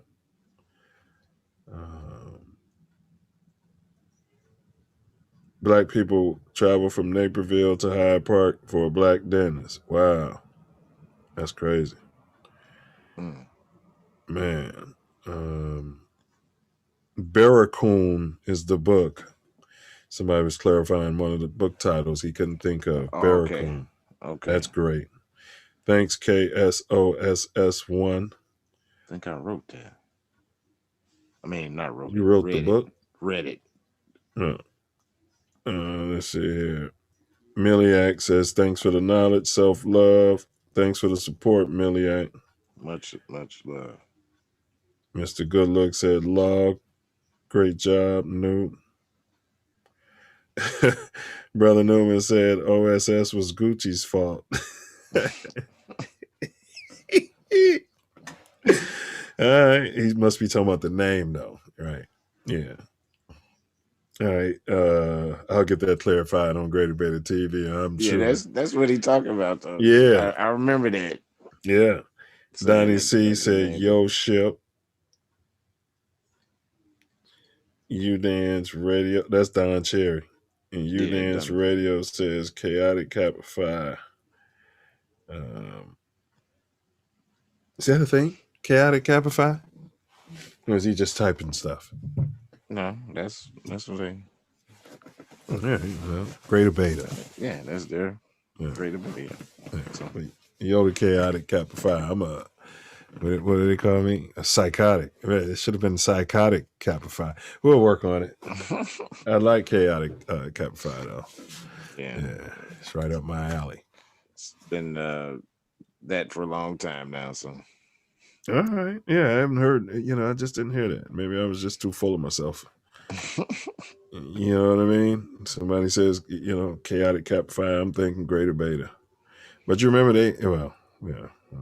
let me cue up they're playing us off. They're going to play us off here real soon here. Let's see. Yeah, plus the Exchequer has come to the crib, so. All right, Self. So Black Educator Series. We got Brother Pender coming in here Wednesday. We looking forward to that. That brother's from the Shy. And he's going to drop some real jewels for you guys, these educators, boy. They ain't playing. Man, not at all. Nah. It's almost like they've seen so much fuck shit, right?